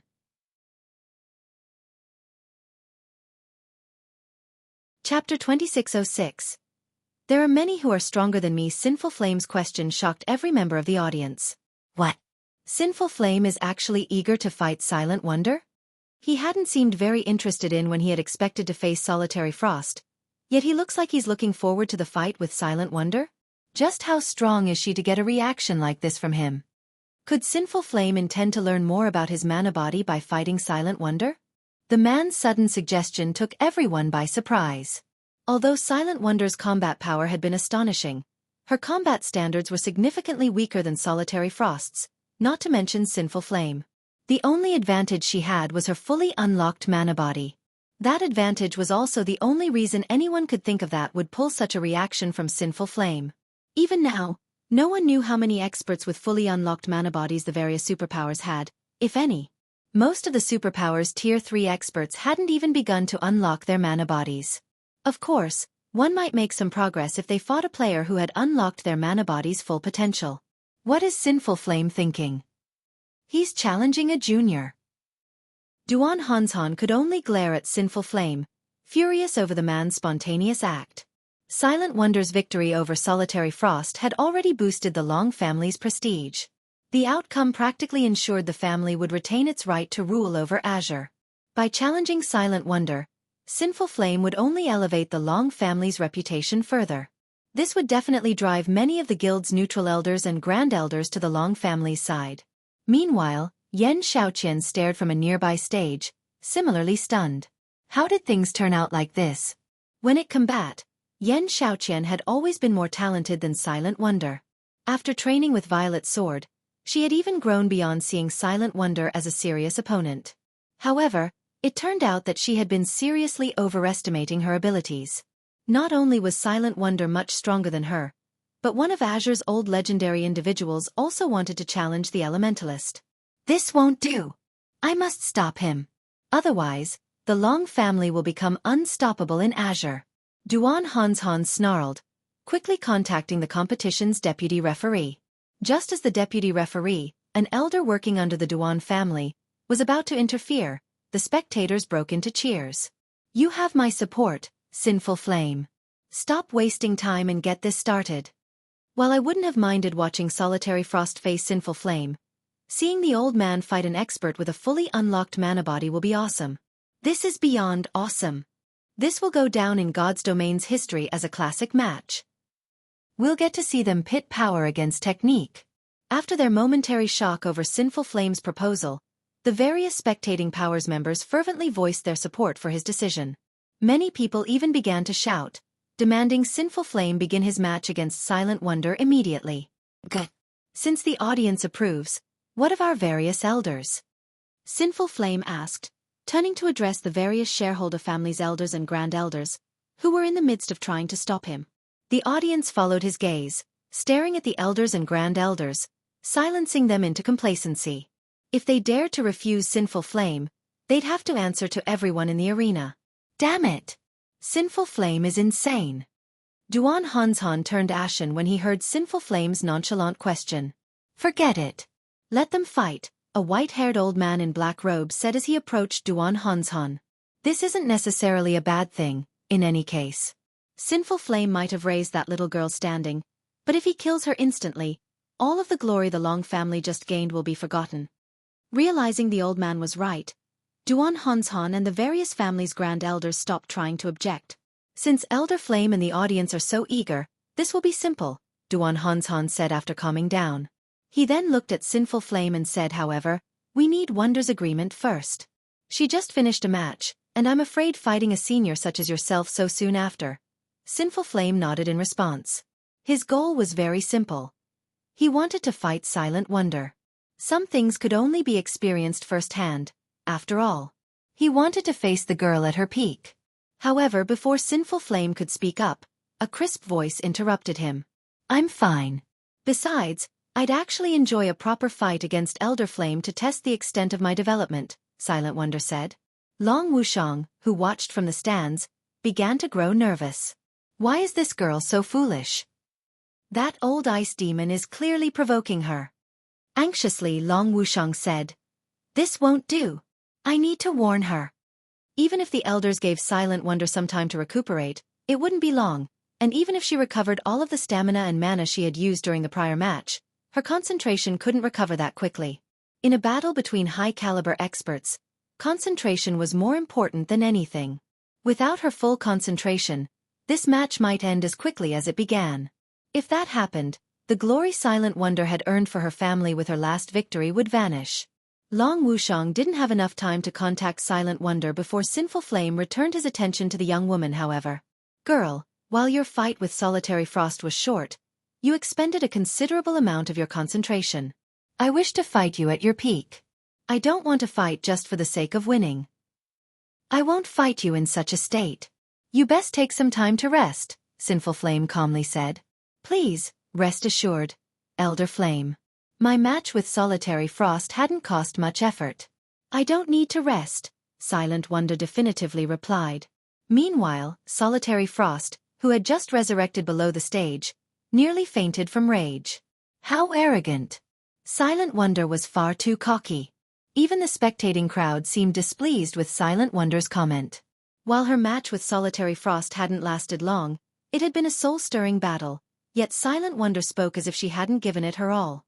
"While it's good to be confident, Wonder, I don't want to hear any excuses when you lose too quickly," Duan Hanshan warned her softly. "You worry too much, Elder Hanshan. A loss is a loss. I won't offer any excuses. Moreover, I haven't had enough training. There are many people in the guild who are stronger than me, even though we're the same age, so defeat wouldn't be unusual for me," Silent Wonder said. With her statement hanging in the air, the entire arena fell silent. Read latest chapters at Wuxia World. Eub Silent Wonder is so already strong. Yet she's saying that Zero Wing has members that are even stronger and around the same age? A boast. She must be boasting. The various super guilds don't even have many players that can rival Solitary Frost, much less Silent Wonder. That's right.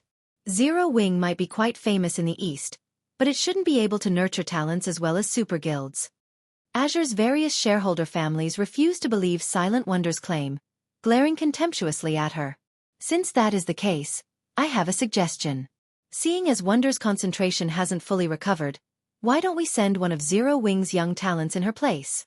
I'm sure Elder Flame will still benefit, and didn't she just say that her guild has plenty of youngsters that are even stronger than her? Duan Hanshan suggested, sneering at Silent Wonder.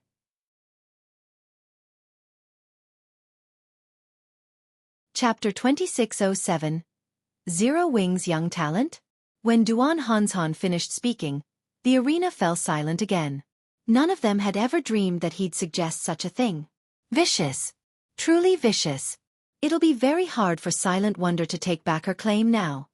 It's her own fault for boasting. She actually gave Old Ice Demon a chance to strike. I wonder if she'll stick by what she said? Zero Wing must be freaking out right about now. Azure's various shareholder families snickered at the young woman on the first stage.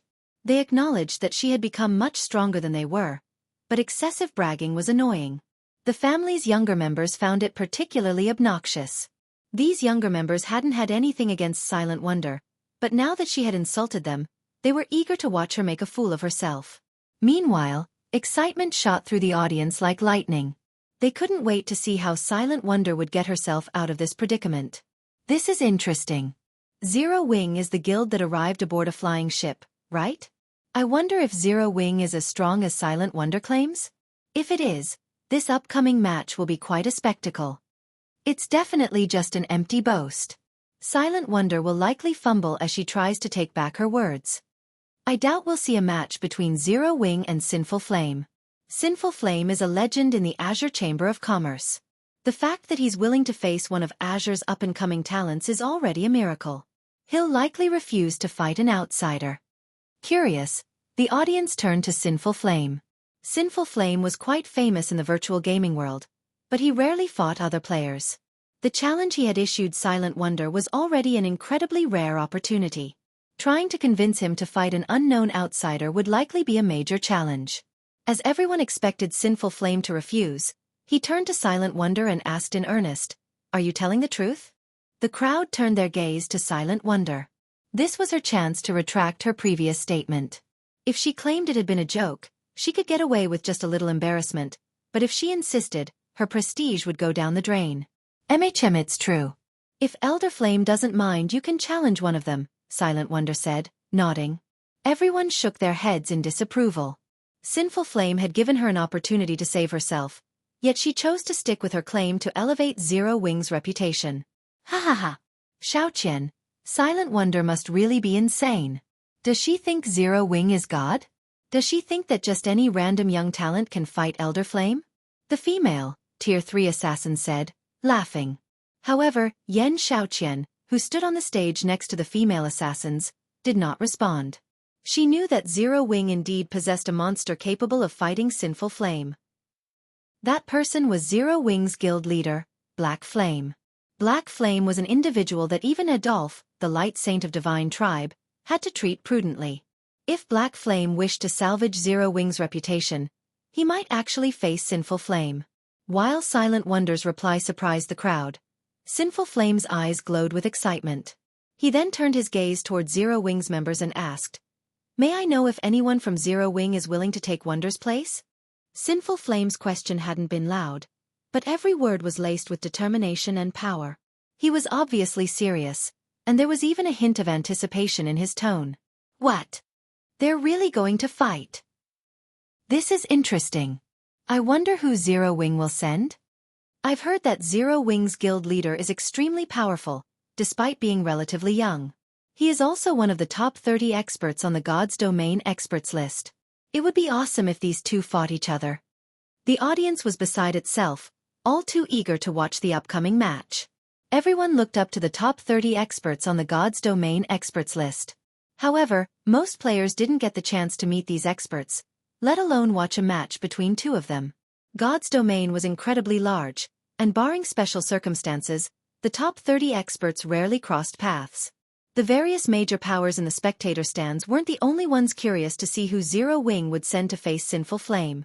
Duan Hanshan was just as interested. In Duan Hanshan's opinion, the only person Zero Wing could send was Black Flame. During the alchemy competition, Black Flame had shocked everyone with his identity as a Tier 3 Sword King. Even the Long family's Long Xianglong had been forced to admit defeat. Since he had reached Tier 3 far sooner than anyone else, he was incredibly powerful. Based on appearances, Black Flame shouldn't be much older than Silent Wonder. Normally, as Zero Wing's guild leader, Black Flame wouldn't casually take action, but he might accept Sinful Flame's challenge to protect his guild's reputation. He was, after all, the only member of Zero Wing who could put up a fight. During the time the Long family and Duan family wondered if Black Flame would make a move, Shifeng turned to the lithe figure beside him. "Violet, go fight him." "Understood." After a brief conversation, the woman beside Shifeng bounced down from the spectator stands and onto the stage. She radiated the sacred aura unique to clerics. Is Zero Wing looking down on Sinful Flame? They're sending a cleric to fight? Everyone was shocked as they watched Violet Cloud make her way to join Sinful Flame on the stage. They never thought that Zero Wing would pull such a move. Even Azure's various shareholder families were astonished. Zero Wing was insane. While the cleric class played a role in combat, battle wasn't the class's priority. Sending a cleric against Sinful Flame, Azure's publicly acknowledged strongest member, was a mockery. Although Violet Cloud hid her statistics with a black cloak, she didn't bother to conceal her appearance. Everyone could clearly see that she was much younger than Silent Wonder, still a teenager. Not only had Zero Wing sent a cleric to face Sinful Flame, but she was also just a young girl. This was a blatant insult. Zero Wing is dead for sure now. Even if Silent Wonder's boast is true, does the guild have to send such a young lady to fight? Elder Flame must be furious. The female, Tier 3 assassin covered her eyes with a hand. She could bear to watch what would happen next. Sinful Flame had always been a serious fighter, and to improve his skills, he pushed himself so hard that others thought him a lunatic. One could easily imagine how enraged Sinful Flame must be with Zero Wing mocking his strength. The man would definitely vent his anger out on Violet Cloud with a good beating. Read latest chapters at Wuxia World. EU Sinful Flame chose this moment to release his aura, which burst from him, spreading to his surroundings like a powerful tsunami and threatening to devour all in its path. Even Solitary Frost, who stood below the stage, felt suffocated as he bathed in Sinful Flame's aura. So, this is our guild's strongest expert? Solitary Frost could not help his grin when he sensed the elder man's killing intent. Solitary Frost had assumed that he could put up a good fight, even if he couldn't defeat Sinful Flame. In this competition's matches, the fighter's basic attributes were equalized. After all, it would be a match purely involving combat techniques. However, looking at the man now, it seemed he had merely been dreaming. He'd be lucky if he survived a few moves against Sinful Flame, much less put up a good fight. However, despite sensing Sinful Flame's unrestrained aura, Violet Cloud leisurely walked toward the center of the stage, stopping before Sinful Flame. "Shall we begin?" Violet Cloud asked sweetly.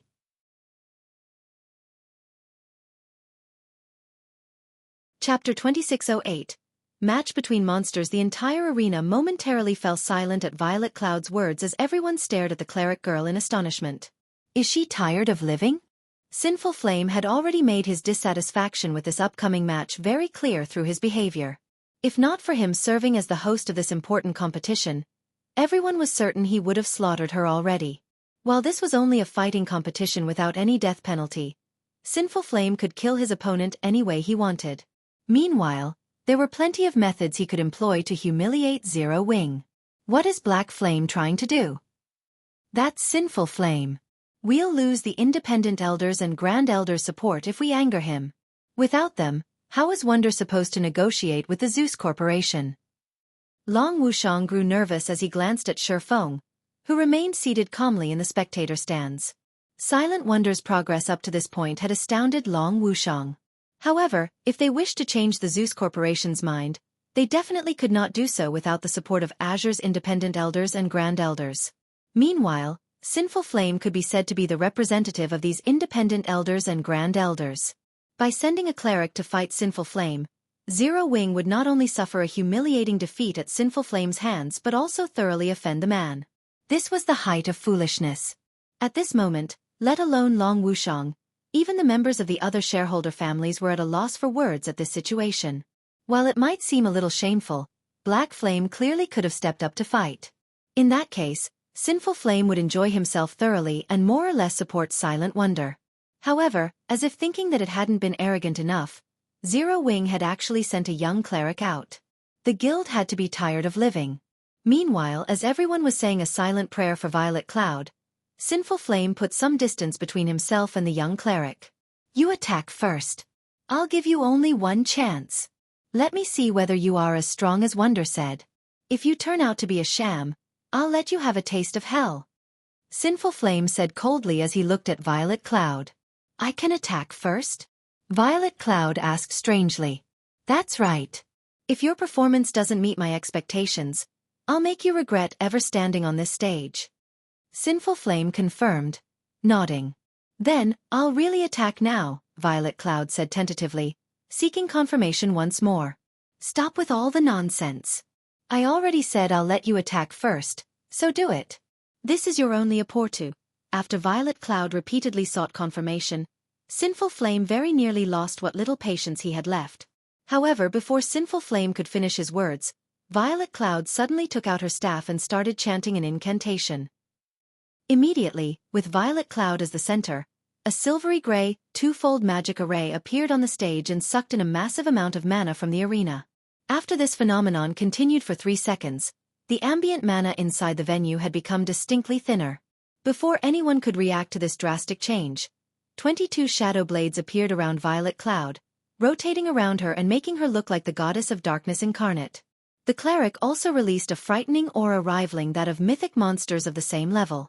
Everyone inside the arena could sense their basic attributes decreasing rapidly. Is she a monster? What kind of domain skill is this? Aside from my basic attributes, I can also feel my physique getting heavily suppressed. It's as if this entire space is rejecting my existence. Everyone was stunned by this situation. After all, Violet Cloud looked nothing like a sacred cleric now but more like the embodiment of darkness. Moreover, everyone could clearly sense that the space within the entire arena currently centered around her. It was as if she could decide the life and death of everything inside the venue with just a thought.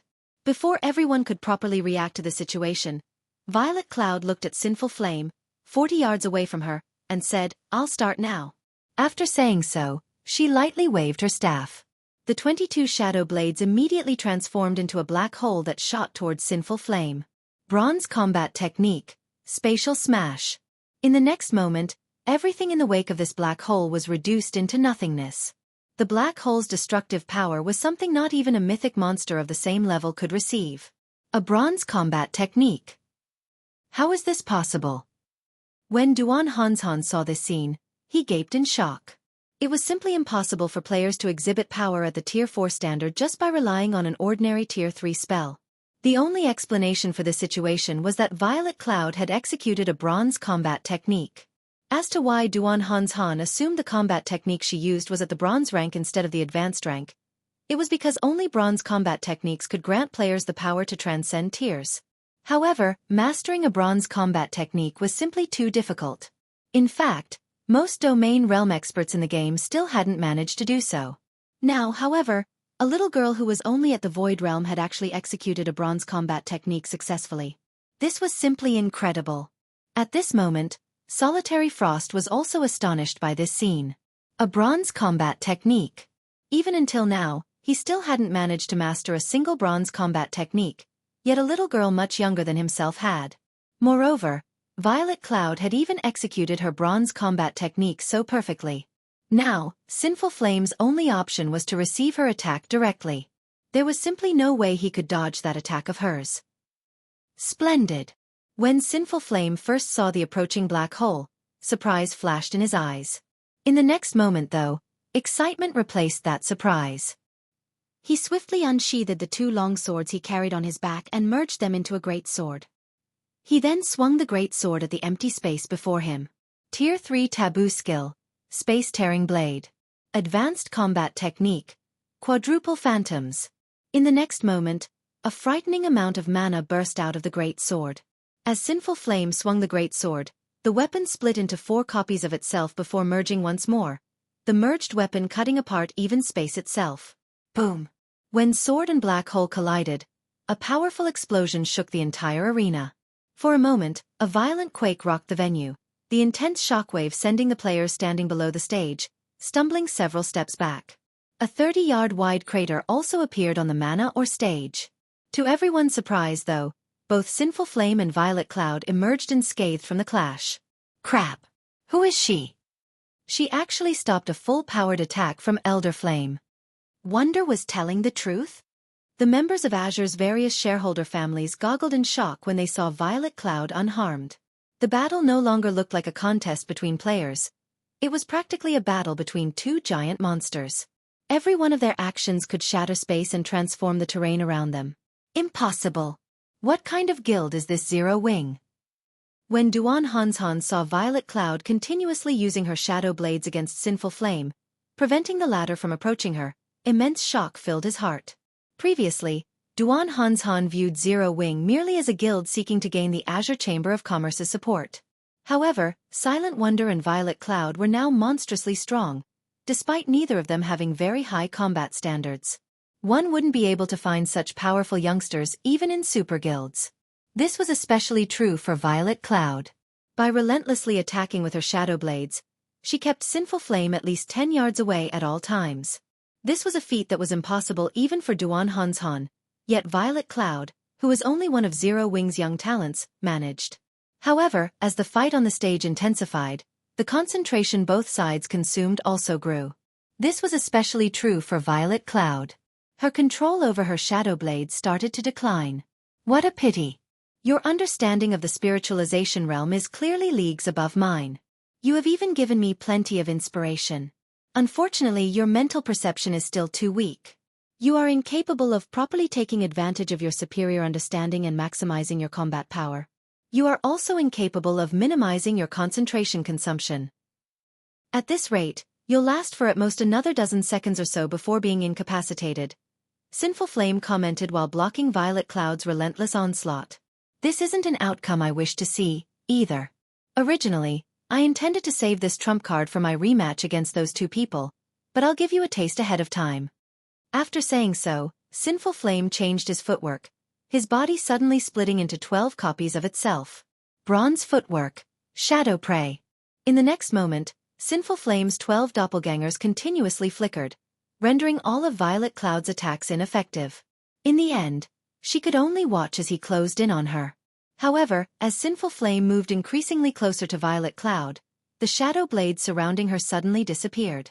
From an outsider's perspective, it looked as if she had given up on resisting and was waiting quietly for his arrival. What's going on? Did she give up? That's reasonable. Who could possibly stop such an attack? The fact that she lasted until now already makes her one of the top-ranking existences among the younger generation in God's domain.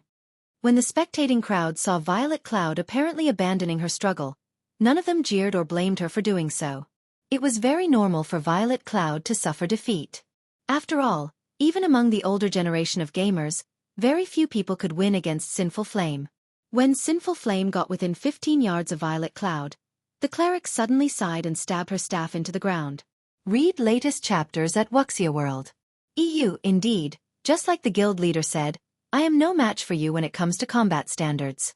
I am also incapable of bridging the gap, even with my mana body's potential fully unlocked. It seems I have no choice but to go all out. This is a trump card that even my guild leader isn't aware of.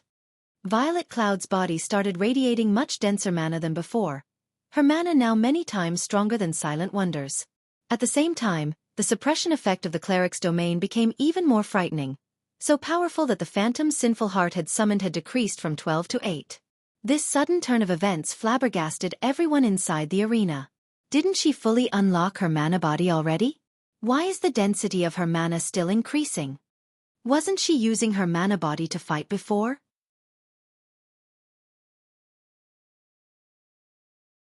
Chapter 2609.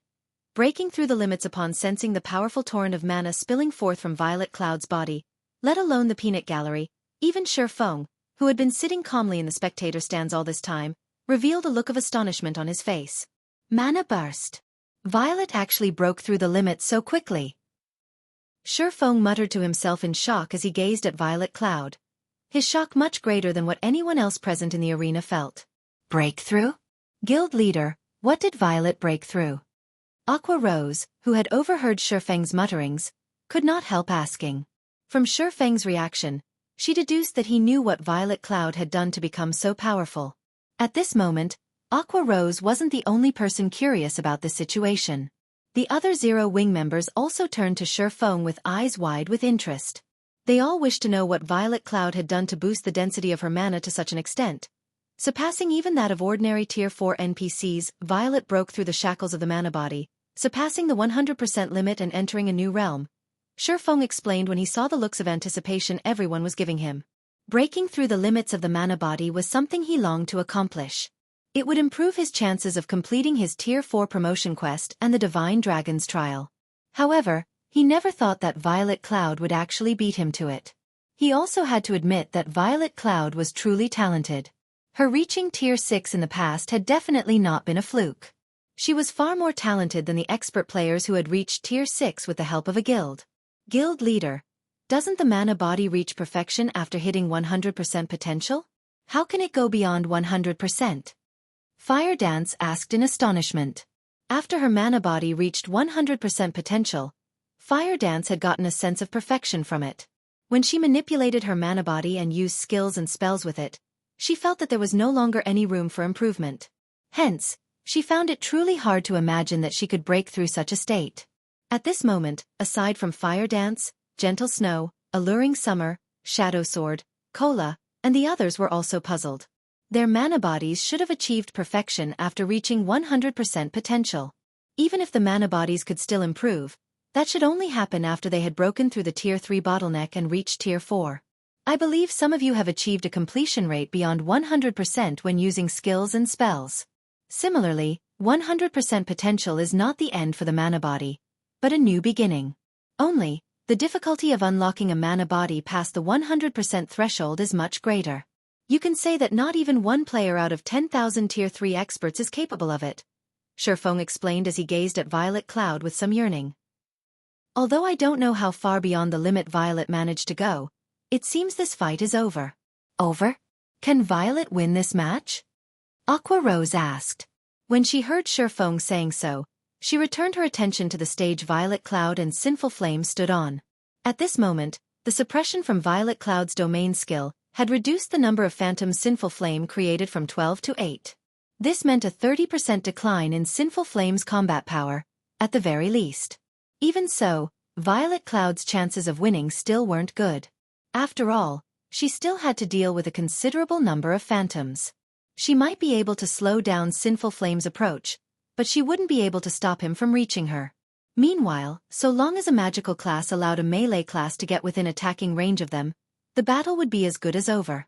It might be a different story if Violet Cloud's opponent weren't a melee player but a magical class player instead. In that case, victory would definitely be possible. After all, the mana Violet Cloud currently exuded was incredibly frightening. With such mana, she could exert a powerful influence over the ambient mana around her, making it difficult for nearby magical class players to wield the ambient mana. She would have an overwhelming advantage over her opponent.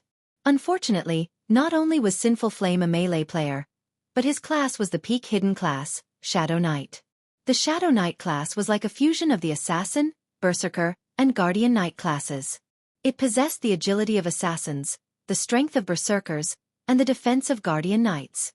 To top it all off, Sinful Flame also had incredibly high combat standards. These were the reasons why Sinful Flame was publicly acknowledged as the strongest player in the Azure Chamber of Commerce. With such an opponent, Aqua Rose found it inconceivable that Violet Cloud could win. After all, stronger mana simply made Violet Cloud's skills and spells more powerful. However, skills and spells that couldn't land on their targets were useless.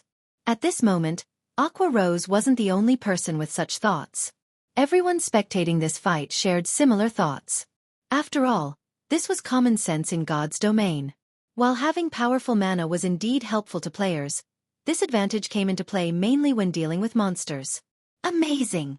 You are actually capable of elevating your combat power that much. With just this move, you can confidently seat yourself among the top 3 of God's domain's younger generation. Sinful Flame praised when he saw the eruption of mana from Violet Cloud. However, he did not stop his actions in the slightest. On the contrary, he further sharpened them instead. When Sinful Flame got within 10 yards of Violet Cloud, he split his greatsword into 2 long swords again and brandished them to create over 24 phantom snakes. Not only was every phantom snake incredibly nimble, but they also accurately struck at Violet Cloud's blind spots and vital points, leaving her no room to dodge or block at all. Tier 3 Skill. Shadow Assault. Advanced Combat Technique. Phantom Snakes. Sinful Flame had perfectly integrated his Tier 3 skill with his advanced combat technique, his attack making it seem as if more than 24 Grand Lords were attacking Violet Cloud simultaneously. Upon seeing this, everyone could not help but gasp. Is he still human? He's actually capable of launching over 24 attacks rivaling the power of a Grand Lord simultaneously. Who could possibly stop that? So, this is Sinful Flame's trademark move. Technique integration? If I could learn even a portion of this technique, I would be unbeatable in a kingdom. But that girl from Zero Wing really is amazing. She's forced Sinful Flame to reveal his trademark move time after time. Even if she loses, she'll still rank at the top among God's domain's younger players. Although the members of the various spectating powers were in awe of Sinful Flame's techniques, they also felt admiration and envy for Violet Cloud. After all, despite her youth, Violet Cloud was pressuring a legendary individual like Sinful Flame. With such talent, Violet Cloud's future would definitely be dazzlingly bright. Given a few more years, she might become a legendary individual herself in the virtual gaming world. Meanwhile, when the 24 or so phantom snakes arrived within 1 yard of Violet Cloud, the cleric finally made a move. Disappear! Violet Cloud commanded in a low tone. Every phantom snake trying to attack her instantly vanished. Before anyone could react to the situation, the dense mana surrounding Violet Cloud transformed into shadow blades once more. This time, however, Violet Cloud had summoned 36 shadow blades. Moreover, every shadow blade left behind a pitch-black wake as they rotated around Violet Cloud. Spatial tears. Impossible! Everyone was stunned at the sight of the shadow blades rotating around Violet Cloud. The power of the shadow blades Violet Cloud summoned previously had merely rivaled that of Grand Lords. Only when she executed a bronze combat technique using the shadow blades had she exhibited power at the Tier 4 standard. However, executing bronze combat techniques consumed a lot of concentration. Hence, Violet Cloud couldn't execute Tier 4 attacks anytime she wanted. She had to wait for an opportunity to land a decisive blow. Now, however, every one of her shadow blades carried power at the Tier 4 standard. The increase to her combat power was simply unfathomable. In other words, even without resorting to a combat technique, Violet Cloud could casually unleash attacks at the Tier 4 standard. Moreover, she now had 36 shadow blades under her command. At this moment, let alone the spectating audience, even Sinful Flame himself could not help being stunned by this situation. During the brief instant Sinful Flame was dazed, the 36 shadow blades surrounded him and stopped just an inch away from him. Now, any strange movement on his part would bring his body into contact with the shadow blades, subjecting him to a Tier 4 attack. Read latest chapters at Wuxia World. EU. However, Violet Cloud did not do anything more. She simply restrained Sinful Flame at his current position and looked at him quietly. Ha! You really hid your strength deeply, little girl. All right, I admit defeat. Sinful Flame sighed when he saw that sneaking out of the Shadow Blade's encirclement was impossible. Previously, Violet Cloud could execute only one Tier 4 attack at a time, so he could still put up a fight. Now, however, the young lady controlled 36 Shadow Blades carrying power at the Tier 4 standard. Moreover, judging by the girl's complexion, controlling the blades apparently did not require much concentration. With this, he really had no way to continue fighting. As soon as Sinful Flame admitted defeat, the stage bell rang, signifying the end of the match. Violet Cloud's name was displayed above the stage, along with the word winner. The entire arena fell silent as everyone stared at Violet Cloud.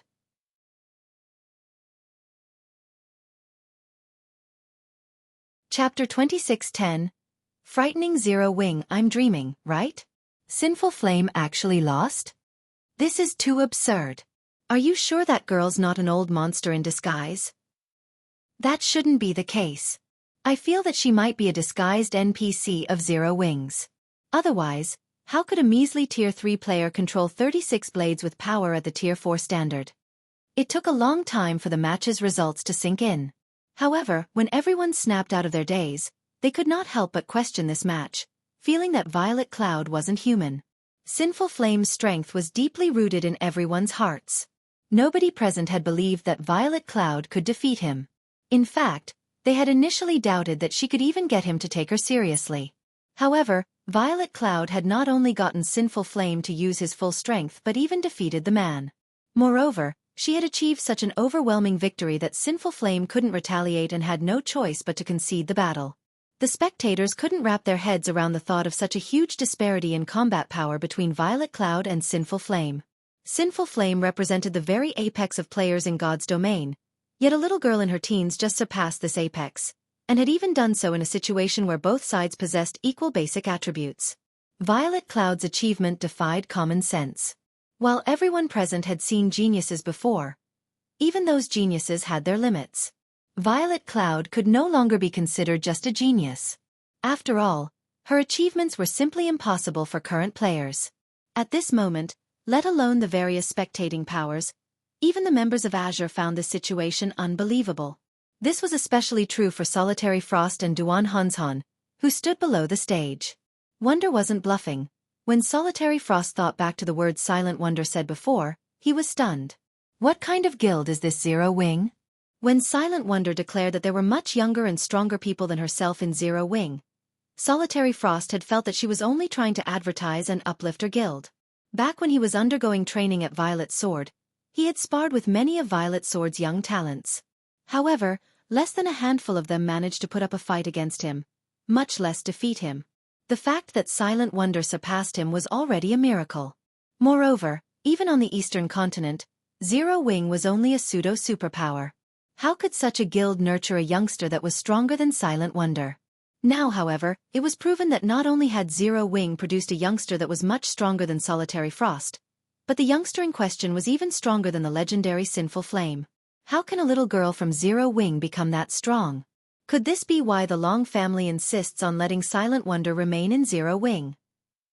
Duan Hanzhan suddenly felt enlightened as he looked at Violet Cloud before turning his gaze to Long Wushang and the other members of the Long family. Duan Hanzhan was well aware of Silent Wonder's combat talent. Let alone the Long family's Silk Moon, Silent Wonder was inferior to even Yen Shaoqian in this regard. Needless to say, she was even more inferior to the combat maniac Solitary Frost. Previously, when Silent Wonder defeated Solitary Frost, Duan Hanzhan could still dismiss the feat as a result of Silent Wonder having an epiphany. After all, while Silent Wonder's talents were inferior to those of the other prodigies of Azure, she was still undoubtedly a prodigy herself. It wouldn't be strange for her to raise her combat power by a large margin after gaining fresh insight. However, Violet Cloud's performance forced Duan Hanzhan to conclude that Silent Wonder's sudden growth shouldn't have anything to do with gaining enlightenment at all. Instead, Zero Wing was most likely the cause. After thinking up to this point, Duan Hanzhan started pondering on new plans.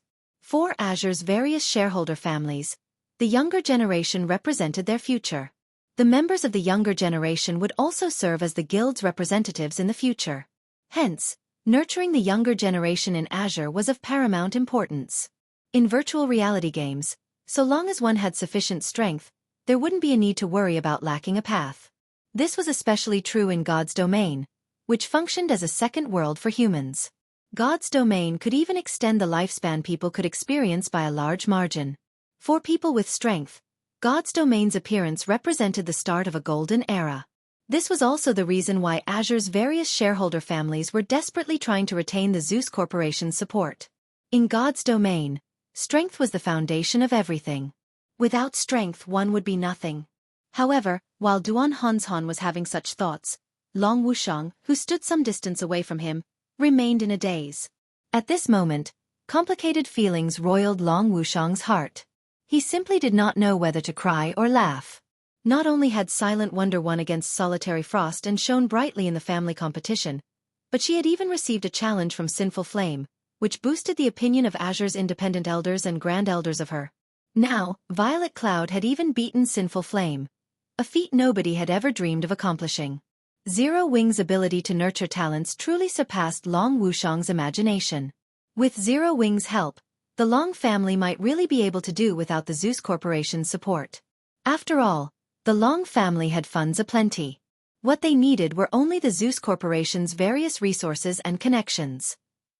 When Long Wushang thought back to how he was planning to negotiate with Zero Wing to have it stop hindering Silent Wonder's future, he found his thoughts laughable. Meanwhile, as everyone was expressing doubt and astonishment over this match, Sinful Flame walked up to Violet Cloud. "I don't care what others say. I am sincerely convinced of my loss," Sinful Flame said earnestly as he looked at Violet Cloud. "Only, may I ask you a question?" "What is it?" Violet Cloud asked. Since Sinful Flame was so open-minded about his defeat, she did not refuse his question. Upon hearing Violet Cloud's response, Sinful Flame quickly asked, "How did you manage to elevate the density of your mana to such an extent just now? Didn't you fully unlock your mana body already?" He was filled with curiosity about Violet Cloud's sudden transformation. At the start of the fight, he had already sensed the mana Violet Cloud's body radiated, which made him absolutely certain she had fully unlocked her mana body already. The spells she used later on only served to confirm his conjecture. However, at the end of the match, the density of the mana she radiated and the power of her spells had further increased by a large margin. He simply couldn't understand how she had accomplished this feat. "It's nothing. I just managed to break through the 100% limit of my mana body. Hence, I was able to release much stronger mana," Violet Cloud explained calmly. The fact that the mana body could be unlocked past the 100% threshold wasn't much of a secret. In her opinion, it was only a matter of time before an expert like Sinful Flame accomplished this feat as well. After all, if even she could break through the 100% limit, there was no way Sinful Heart, who boasted much higher combat standards than she did, could not. She had managed to do so much sooner than Sinful Flame only because of the many resources Zero Wing had provided. "You can actually unlock the mana body past the 100% threshold?" Sinful Flame exclaimed in surprise. Currently, he was already close to unlocking 100% of his mana body's potential. In his opinion, 100% should mean perfection. Moreover, the system should have set it to be so, as well. It never occurred to him that the mana body could be unlocked beyond 100%. Violet Cloud's words opened the doors to a whole new world for him. Then, is there anyone else in your guild that has managed to exceed 100%? Sinful Flame asked. Having experienced the strength players would gain from having a mana body unlocked beyond the 100% threshold, he knew that such players wouldn't be capable of truly fighting against Tier 4 existences. However, they would still be dosed to rivaling Tier 4 existences and were on a completely different level from ordinary Tier 3 existences. I don't know, but there are a few other people who are roughly equal in strength with me. There are also quite a few people stronger than me, Violet Cloud replied after giving the matter some thought. There are still a few others that are stronger than you? Sinful Flame reflexively turned to look at Xueqi and the other Zero Wing members seated in the spectator stands. When he heard Violet Cloud's words, he suddenly felt as if his worldview was collapsing. Violet Cloud was already inhumanly strong, yet Zero Wing actually had a few more experts that were stronger than her? Just what kind of guild was Zero Wing? Read latest chapters at Wuxia World. EU. However, the discussions did not continue for long before Azure's family competition resumed.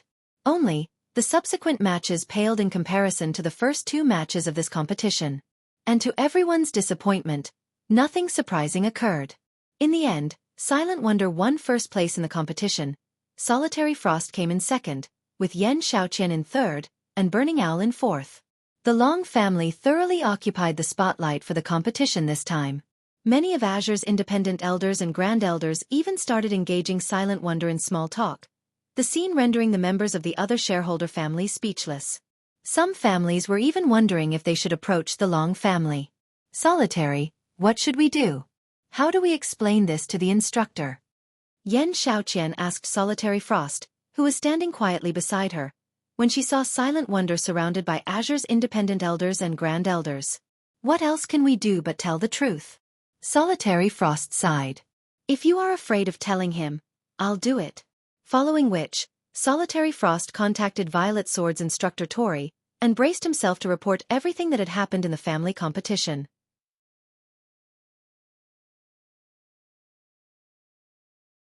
Chapter 2611. The Flame-Bearer Holy Flame City, Violet Sword's residence. Inside an ancient castle made out of meteorite, over 50 level 100+ players were currently sparring and training various combat techniques. Not only did these players possess very high combat standards, with even the weakest person being at the Refinement Realm standard and the majority being at the Flowing Water Realm standard, but every one of them could also smoothly integrate their skills or spells with their combat techniques. Their level of skill was far superior to ordinary Refinement Realm experts. All of you, work harder. Activating the ancient star castle costs a lot of mana stones, and only a limited number of people can train inside it each time. If you can't pass this week's integration test, then the others waiting in line will replace you. A dark gray armored middle-aged man with a knife scar on his face shouted as he monitored the players training inside the castle. Instructor Wildfighter, your requirements are too high. Not everybody is like Solitary Frost, able to perfectly integrate advanced combat techniques into our spells in just 1 week. A red-headed woman in blue mage robes, standing beside the middle-aged man, said while shaking her head.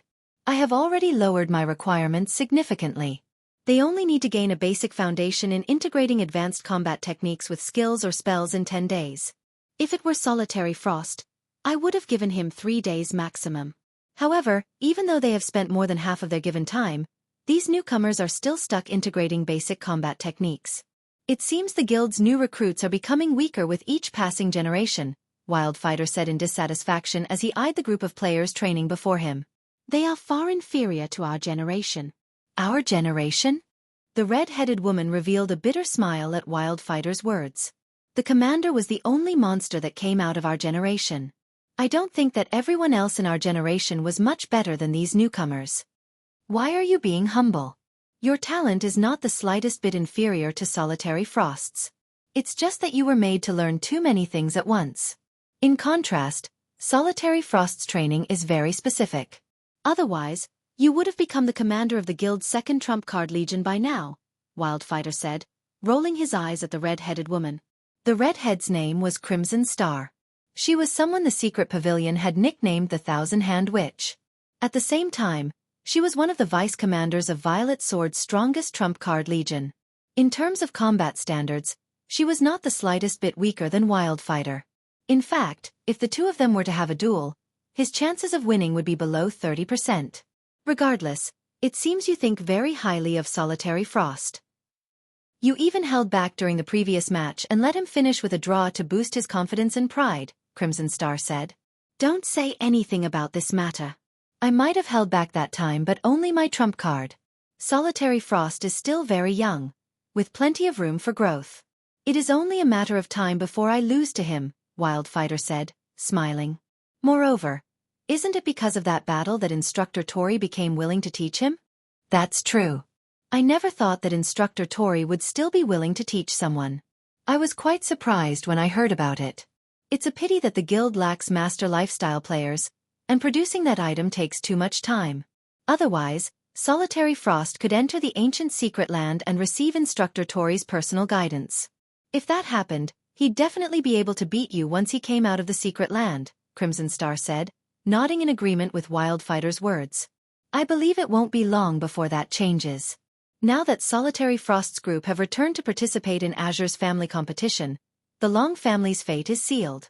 If the Long family still wishes to retain its ruling rights over Azure, they will have to listen obediently and produce that item for us.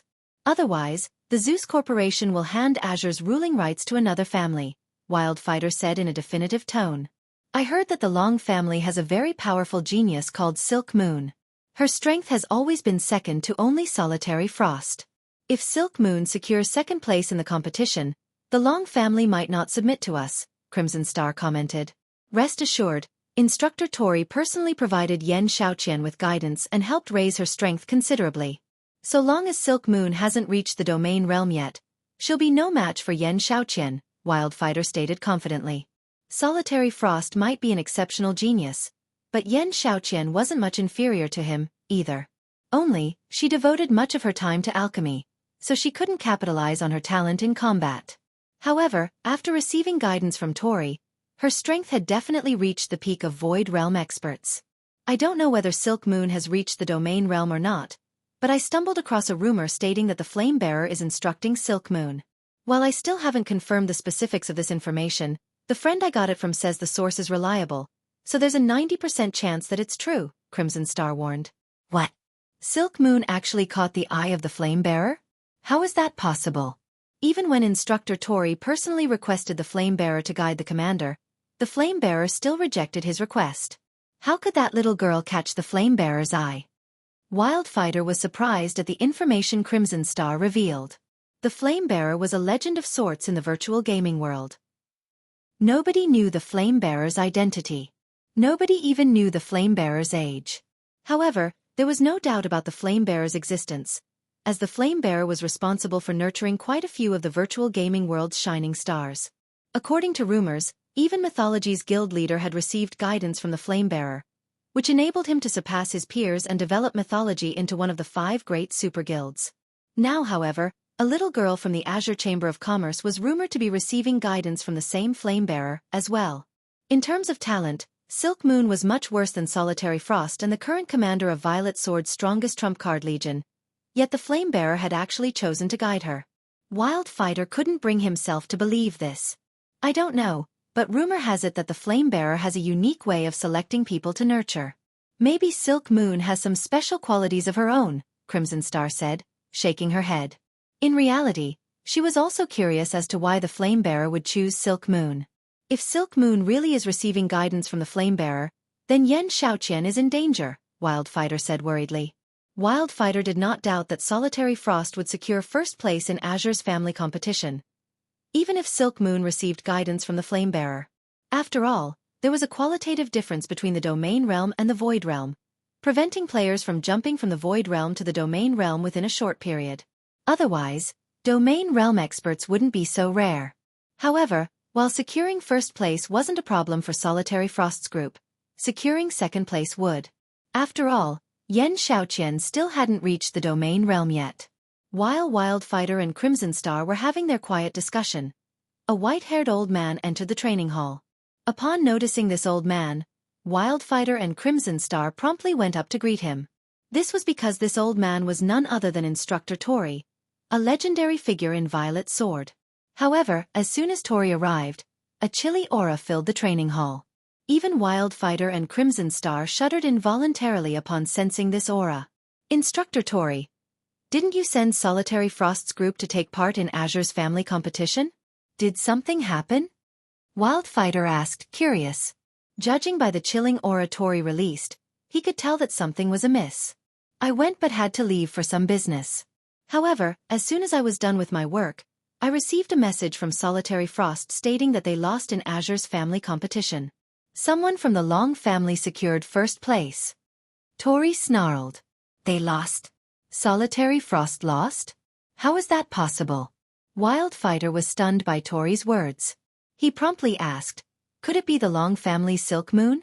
No. I heard that it's the Long family's second young lady, Silent Wonder, Tori replied, shaking his head. It's not Silk Moon? Wildfighter's eyes widened in shock at this revelation. For a moment, he suspected that Tori was lying to him. Isn't Silent Wonder an alchemy expert? Moreover, according to previous reports, she's only at the Flowing Water Realm. How could she possibly win against Solitary Frost? In a competition where only combat standards mattered, how could a Flowing Water Realm expert defeat a Domain Realm expert? Now that the Long family has secured first place, doesn't that mean they will have a stable hold on Azure's ruling rights? Crimson Star asked, frowning. Master Lifestyle players were crucial for Violet Sword's development, especially Master Alchemists. Meanwhile, Silent Wonder, who was only half a step from becoming a Grandmaster Alchemist, was someone Violet Sword urgently needed. You don't need to worry about that. I believe the Zeus Corporation will deal with this matter. When the time comes, the Long family will have to submit, even if they don't want to, Tori said coldly. However, Solitary Frost's group has truly disappointed me. They actually lost to a little girl who hasn't even reached the Domain Realm yet. It seems I have been too lenient toward them. After they return, tell them that they don't have to meet me.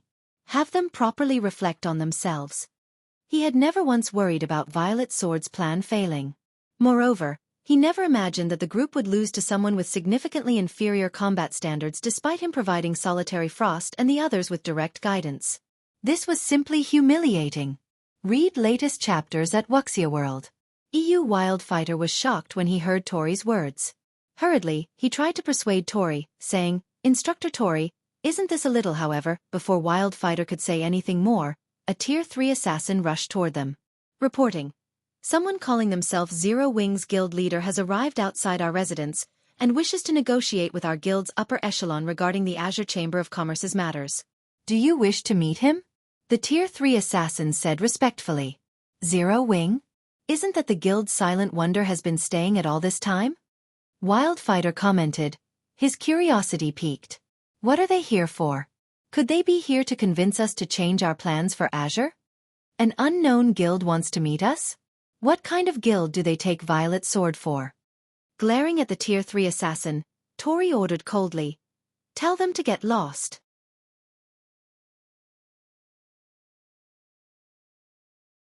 Chapter 26:12. Negotiation qualifications. Tori's harsh rejection drove a chill down everyone's spines. The players in the hall felt an intense pressure bear down on them, and some of the Refinement Realm trainees could barely even move. Instinctual fear welled within the Tier 3 assassin that had reported Zero Wing's arrival. If he hadn't been certain that he wasn't Tori's target, he would have likely turned and fled. Instructor Tori has such high hopes for Solitary Frost's group? Crimson Star was surprised to see the frosty look on Tori's face.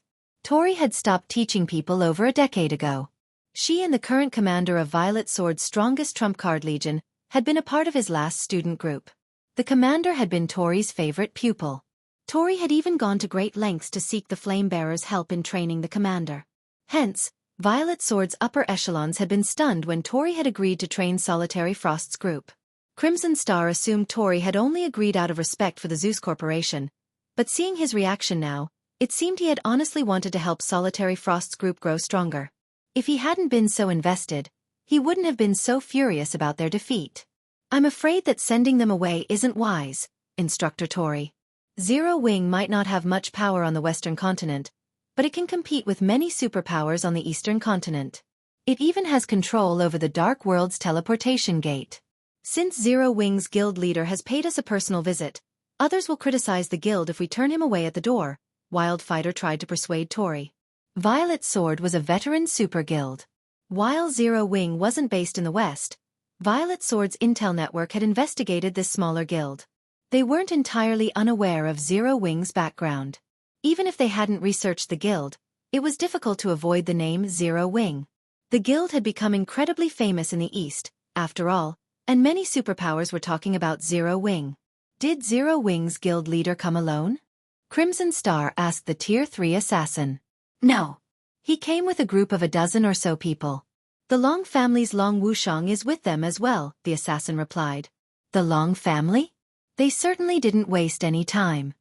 Wildfighter could not help but frown. After learning that the Long family's second young miss had won Azure's competition this year, Wildfighter knew it would be difficult making the family obey. Now, Azure's strongest younger member was from the Long family, and after all was said and done, the Zeus Corporation was merely one of the Chamber's shareholders. It wasn't the largest shareholder. Once the rest of the shareholders saw the Long family's potential, they would offer it their support. Threatening the Long family's dominance in Azure would become incredibly difficult.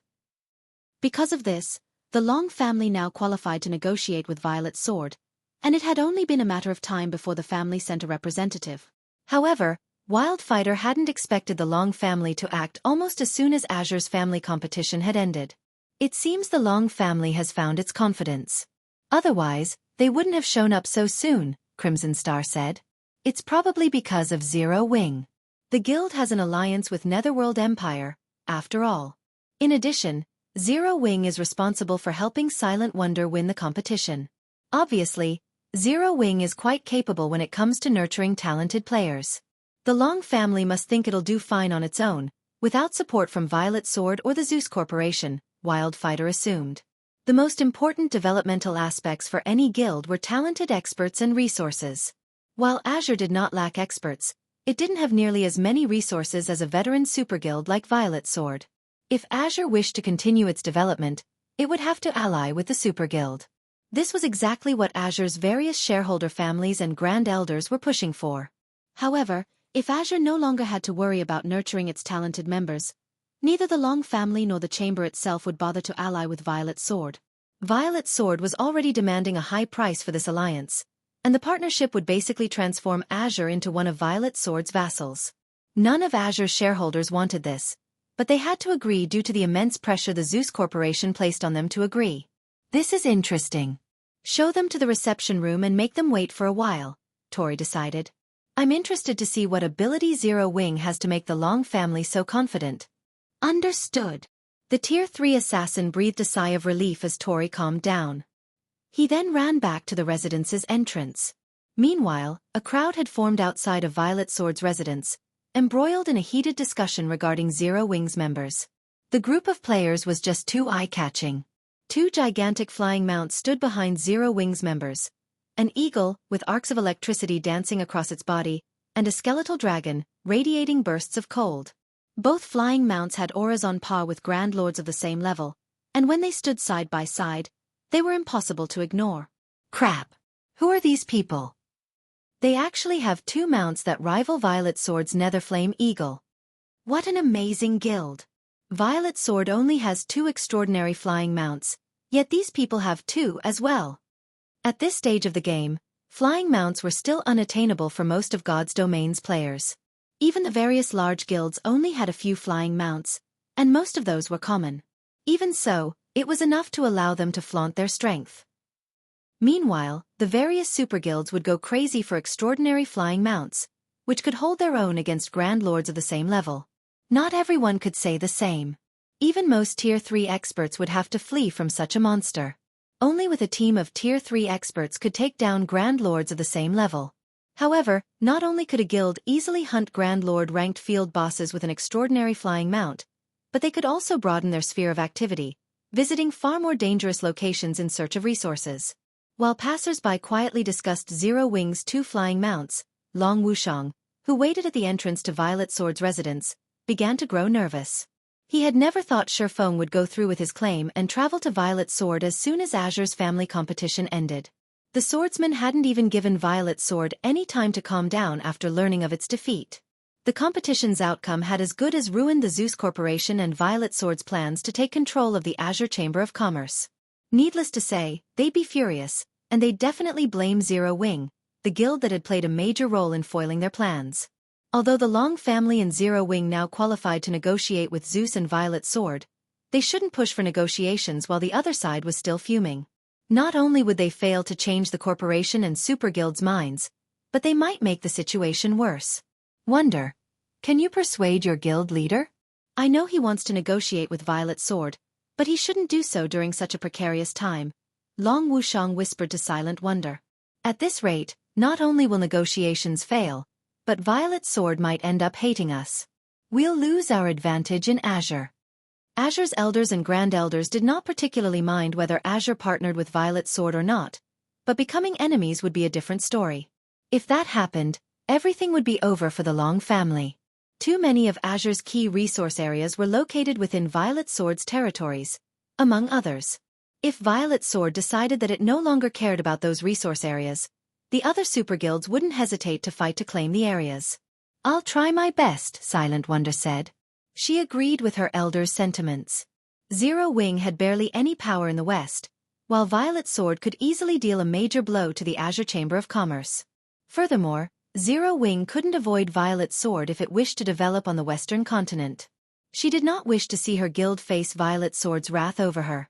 However, just as Silent Wonder was about to approach Shifeng, a Tier 3 assassin emerged from Violet Sword's residence and walked up to Shifeng, apologizing. Sorry for the long wait, Guild Leader Black Flame. Please, follow me. All right, Shifeng replied, putting away his Thunder Eagle. He then followed the assassin into the residence, giving Silent Wonder no chance to intervene. Upon entering the Super Guild's residence, both Long Wushang and Silent Wonder were stunned. Not only were the Violet Sword members in the residence very high-leveled, but quite a few of them were also Tier 3 experts. Moreover, they spotted over 100 Refinement Realm experts with a glance. When they reached the castle that acted as the residence's core, they were even more stunned as they felt such dense mana that it had condensed into a white fog. The entire castle felt ancient. All of the Super Guild's members who entered and left the castle radiated astonishingly powerful auras, while quite a few were even stronger than Azure's young geniuses. So, this is Violet Sword. Silent Wonder was amazed as she watched the dozen or so young, Tier 3 experts walk into the castle. Even a random group of players had so many Refinement Realm and Flowing Water Realm experts. Furthermore, this was only one of Violet Sword's many residences, and the guild had several training grounds. If Violet Sword gathered all of the new recruits, the sight would be awe-inspiring. Please come in, the Tier 3 assassin leading the way said as he gestured to the guild hall before him. When he noticed Long Wushang's and Silent Wonder's astonishment, he felt pleased and proud. Overall, Violet Sword might not be as powerful as the 5 great super guilds, but it was just as capable of nurturing talented players, which the guild was quite proud of. No ordinary super guild could compare. After a moment, the Tier 3 assassin led Shifeng and his companions into the top-floor reception room in the guild hall. Read latest chapters at Wuxia World. EU3 players, Tori, Wildfighter, and Crimson Star, already waited in the room. However, none of them bothered to conceal their auras, and the combined energy felt stifling. They were obviously trying to intimidate Zero Wing's representatives. Sure enough, Long Wushang could not help but shake his head when he saw the 3 people. He knew these negotiations wouldn't end well. There wasn't even a point in continuing this facade. The pressure of their combined auras was simply too powerful. Even peak experts would struggle to breathe in the reception room, much less weaker players. In Long Wushang's opinion, aside from Shifeng, Silent Wonder, and Violet Cloud, withstanding these aggressive auras would be troublesome for their party. Meanwhile, the Tier 3 assassin from Violet Sword sneered at this sight.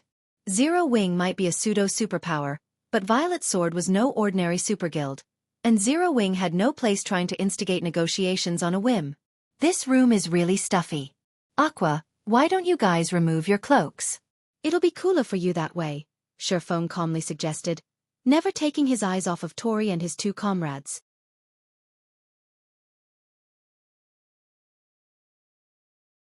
Chapter 26:13, Astonishing Statistics. Zero Wing's potential. Hearing Shifeng's suggestion, the Tier 3 assassin continued to sneer at the group. Do they think they can withstand the instructor's auras just by removing their black cloaks?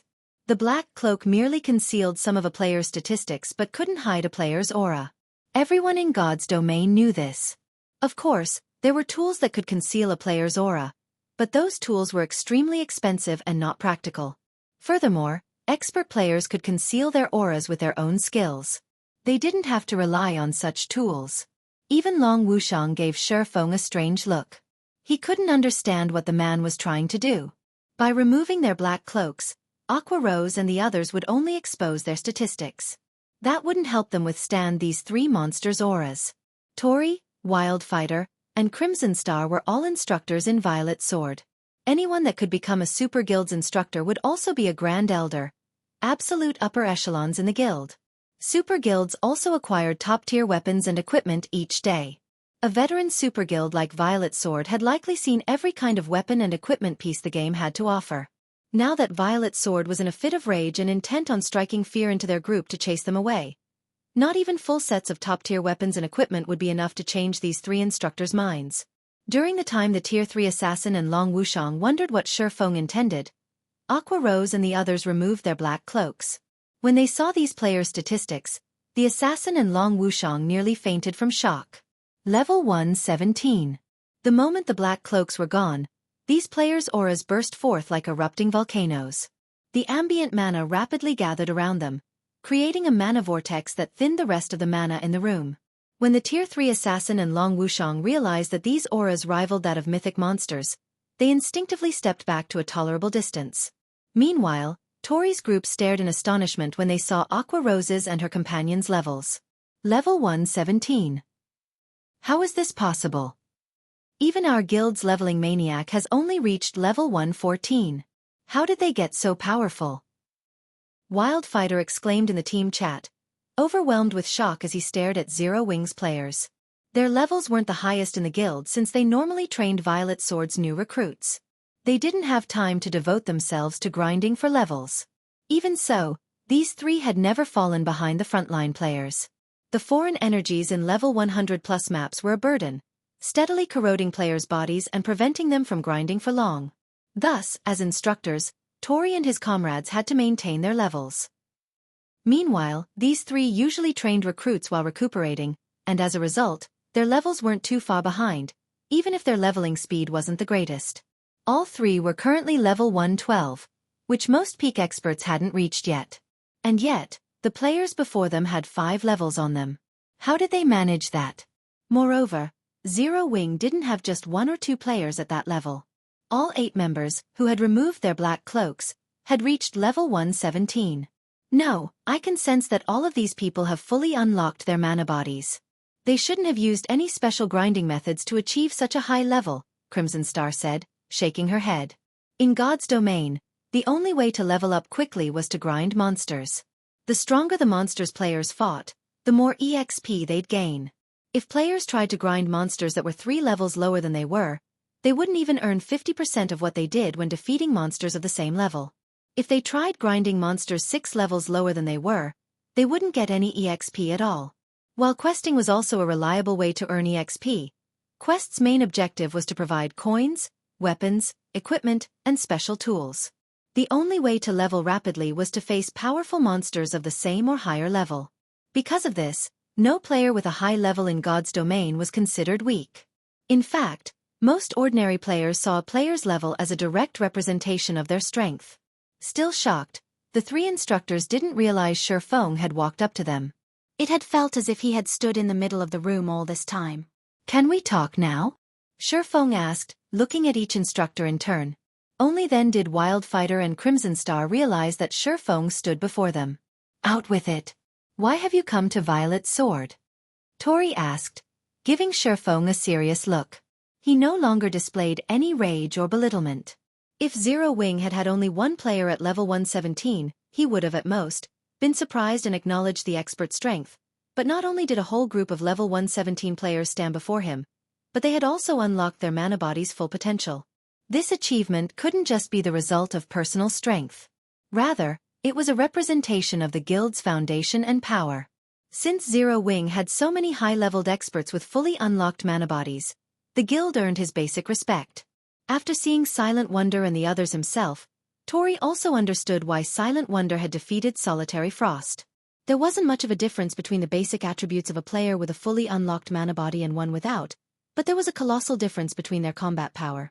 It was almost the difference of half a tier, which wasn't a gap that could be shortened with combat standards and techniques. Although Solitary Frost was a domain realm expert, he was still quite young. He did not have much experience fighting opponents with more raw power. Hence, suffering defeat wasn't all that strange. You're surprisingly frank, Instructor Tori. In that case, I'll just come out with it, Xueqi said, smiling at Tori, who had paid close attention to him since the moment he entered the room. I'm here to discuss Silent Wonder's situation. Guild leader Black Flame, if you wish to insist that she's a member of Zero Wing, not Azure, and thus doesn't need to develop in Violet Sword, don't bother. I will suggest that my superiors leave Silent Wonder alone, Wildfighter said. Zero Wing didn't have much power on the Western continent, but its potential was incredible. Becoming this pseudo-superpower's enemy over Silent Wonder would be truly unwise. Besides, Violet Sword could still follow through with its plans, even without a half-step Grandmaster Alchemist like Silent Wonder. At worst, their plans might take more time to complete. Moreover, the Zeus Corporation was the main reason that Violet Sword had insisted on obtaining Silent Wonder, and the corporation had simply made the demand because the Long family had refused to cooperate fully WDTH Zeus's plan to unify the powers under its command. The Zeus Corporation only wanted to make an example out of the Long family, and was using Violet Sword to do so. Long Wushang was stunned to hear Wildfighter give in so quickly. The matter had been dealt with just like that? The Long family had negotiated with the Zeus Corporation and Violet Sword many times, yet the two had refused to concede. They had even gone as far as to use Azure's ruling rights to threaten the family. And yet, Xueqi had just visited Violet Sword's residence for the first time, briefly mentioned Silent Wonder, and Wildfighter had agreed to part with her. Long Wushang felt as if he stood in the wrong guild's residence. Even Silent Wonder's mouth hung open in shock. She had never expected these negotiations to progress so smoothly. Just as everyone assumed the negotiations were over, however, Xueqi shook his head, saying, "No, I believe you've misunderstood something. I'm not here to talk about that." "What do you wish to discuss, then?" Wildfighter asked, confused. Hadn't Zero Wing come to dissuade Violet Sword from its plans? Zero Wing would like to partner with Violet Sword. I know your guild has uncovered an ancient secret land, which requires special tools to enter. I suggest our guilds work together. Zero Wing only wants 100 entry slots in exchange, Xueqi said. The fact that Violet Sword had relied on an ancient secret land to boost its development speed on the Western continent hadn't been a secret in the past. The moment Long Wushang had shown up in Zero Wing's residence, Xueqi had remembered this secret land. This ancient secret land held the key to completing the Tier 4 promotion quest. It was the very reason that Violet Sword had nurtured plenty of Tier 4 experts in Xueqi's past life. In fact, this guild had commanded nearly twice as many Tier 4 experts as ordinary superguilds. Guild leader Black Flame, are you insane? Do you know how many slots the secret land has in total? You're asking for half of the slots we have right now. Crimson Star interjected. The ancient secret land was a huge opportunity for Violet Sword to rise to prominence. Hence, every entry slot was incredibly precious. Yet Zero Wing wanted half of them. Despite her conservative personality, Crimson Star accused Xueqi of madness. Read latest chapters at Wuxia World. EU Xueqi was merely offering the help of an advanced master alchemist. It wasn't as if Violet Sword didn't have any of its own. What if I promise that I can help you capture the ancient secret land? Xueqi unhurriedly said, chuckling. Capture it? What kind of place do you think it is? Are you going to capture an ancient secret land with just 10 experts with fully unlocked mana bodies? Crimson Star mocked, smirking. Experts with fully unlocked mana bodies were indeed precious right now, but Violet Sword could nurture quite a few with another 2 weeks. Many of the Super Guild's experts had already made considerable progress, and the Violet Sword was more than capable of capturing the ancient secret land without Zero Wing's experts. At most, doing so might take another 2 weeks. What if I offer the help of 100 Tier 3 experts with fully unlocked mana bodies? Xueqi asked, flashing Crimson Star a smug smile.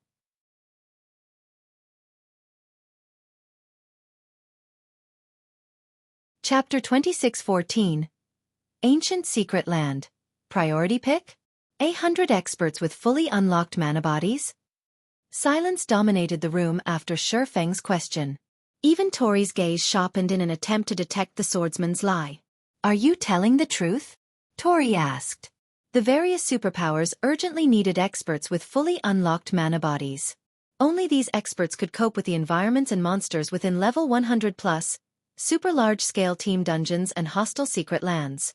Unfortunately, a handful, even just a dozen experts with fully unlocked mana bodies would be useless during raids. A team of 100 of these experts would be a different story, however. With a full 100-man team, raiding these locations would be possible, and such a team would be invaluable to Violet's Sword, which had located an immensely important, ancient secret land. Meanwhile, Long Wushang gaped at Xueqi from the reception room's entrance. He had never dreamed that Zero Wing's foundations were so frighteningly sturdy. 100 experts with fully unlocked mana bodies. With these 100 experts, no superpower would dare provoke Zero Wing, even if it didn't have much power in the West. If these 100 experts decided to retaliate in the fields or cause a scene in a guild city, the targeted superpower would definitely suffer. Of course. I wouldn't have come all the way here, otherwise, Xueqi confirmed, nodding. Although Zero Wing only had a little over 24 experts with fully unlocked mana bodies right now, many of the guild's Tier 3 Refinement Realm experts had already reached 85% or higher thanks to the Lost Town's special environment. At most, Zero Wing would need 3 more days to gather a full 100-man team. The raid on the ancient secret land wouldn't begin immediately. Violet's Sword would need some time to prepare.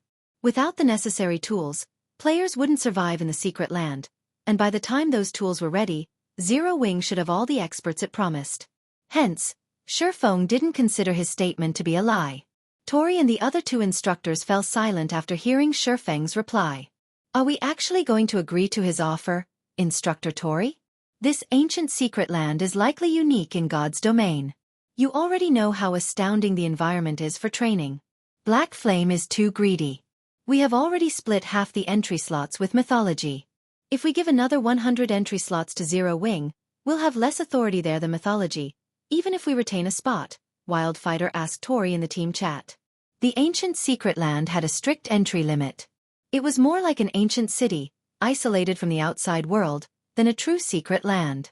As long as players defeated the trial boss, they become ordinary citizens in the city, enjoying the city's various benefits. To monopolize this secret land, Violet's Sword had partnered with mythology, and both guilds had dispatched large armies to barricade the entrance, preventing other powers from entering. Each guild would then occupy half of the available entry slots. Violet's Sword had gone to great lengths to secure 200 entry slots. Yet Zero Wing wanted 100 for helping the Super Guild defeat the trial boss. No matter how one looked at it, this didn't seem like a worthwhile transaction. Given another 2 weeks, Violet's Sword would be more than capable of taking the trial boss down by itself. The Super Guild didn't need any of Zero Wing's help. Crimson Star nodded in agreement to Wildfighter's comment. Guild leader Black Flame, while your proposal is tempting, you demand too much. I can offer a maximum of 10 entry slots, not 1 more, Tori said after giving the matter some thought. Even without your help, we will capture the secret land. It only may take us a few days longer. You might be right, but as far as I know, Violet's Sword isn't the only power in control of the ancient secret land. Just 1 day could make a massive difference. I'm sure you're aware of this, Instructor Tori. Moreover, I don't just want 100 entry slots. I also want priority over one of the items the trial boss drops, Xueqi coolly declared, nodding. Long Wushang could only stare at the swordsman, utterly flabbergasted. How was this supposed to be a partnership negotiation? Violet's Sword had clearly stated that it would succeed, with or without Zero Wing, but instead of reducing his demands, Xueqi had asked for even more, setting his sights on the trial boss's loot. He was simply insane. You're correct. We're not the only guild in control of the ancient secret land right now, but you can't ally with the other guild, can you? Zero Wing has offended mythology often in the past, Wildfighter countered with a grin. Violet's Sword is Zero Wing's only prospect for an alliance. We're already being quite generous by offering 10 entry slots. If you don't like it, you'll have to find another way to enter the secret land. Zero Wing's conflict with mythology was no longer fresh news. If mythology hadn't been the only other guild to control the ancient secret land, Violet Sword might have conceded to Shifeng's demands. There was no way mythology and Zero Wing would work together at this point. Shifeng was dreaming if he thought he could claim 100 entry slots and priority over the trial boss's loot.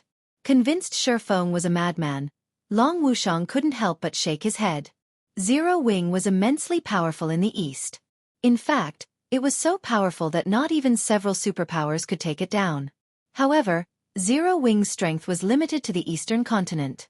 Even if the guild brought 100 experts with fully unlocked mana bodies to the west, it could, at most, annoy the various superpowers. Zero Wing couldn't reach the various superpowers' roots, let alone those of a veteran superguild like Violet Sword. What if we enter the secret land by ourselves? Shifeng asked, smiling. Read latest chapters at Wuxia World. You enter the secret land yourselves? Crimson Star parrot. Smirking. She then continued, Guild Leader Black Flame, I don't mean to belittle you, but do you know how large of a force our two guilds have stationed at the entrance? Not even 1,000 experts with fully unlocked mana bodies could dream of setting foot in the ancient secret land without our approval. To secure their hold, Violet Sword and Mythology had established a guild city around the ancient secret land's entrance. Without being able to destroy the city, no one would enter the secret land. Silently, Long Wushang nodded his agreement with Crimson Star's statement. He had visited this guild city when the Azure Chamber of Commerce had sent its lifestyle players to Violet Sword. That guild city's defenses were no weaker than the various super guilds' main headquarters. Is that so? Leisurely, Shifeng asked. But what if I have him? With that, Shifeng retrieved a summon guard scroll and called forth Versailles. You're tuning in to the Xueqi's Martial Arts Saga YouTube channel. Don't forget to subscribe and join us on this journey to catch the most captivating stories.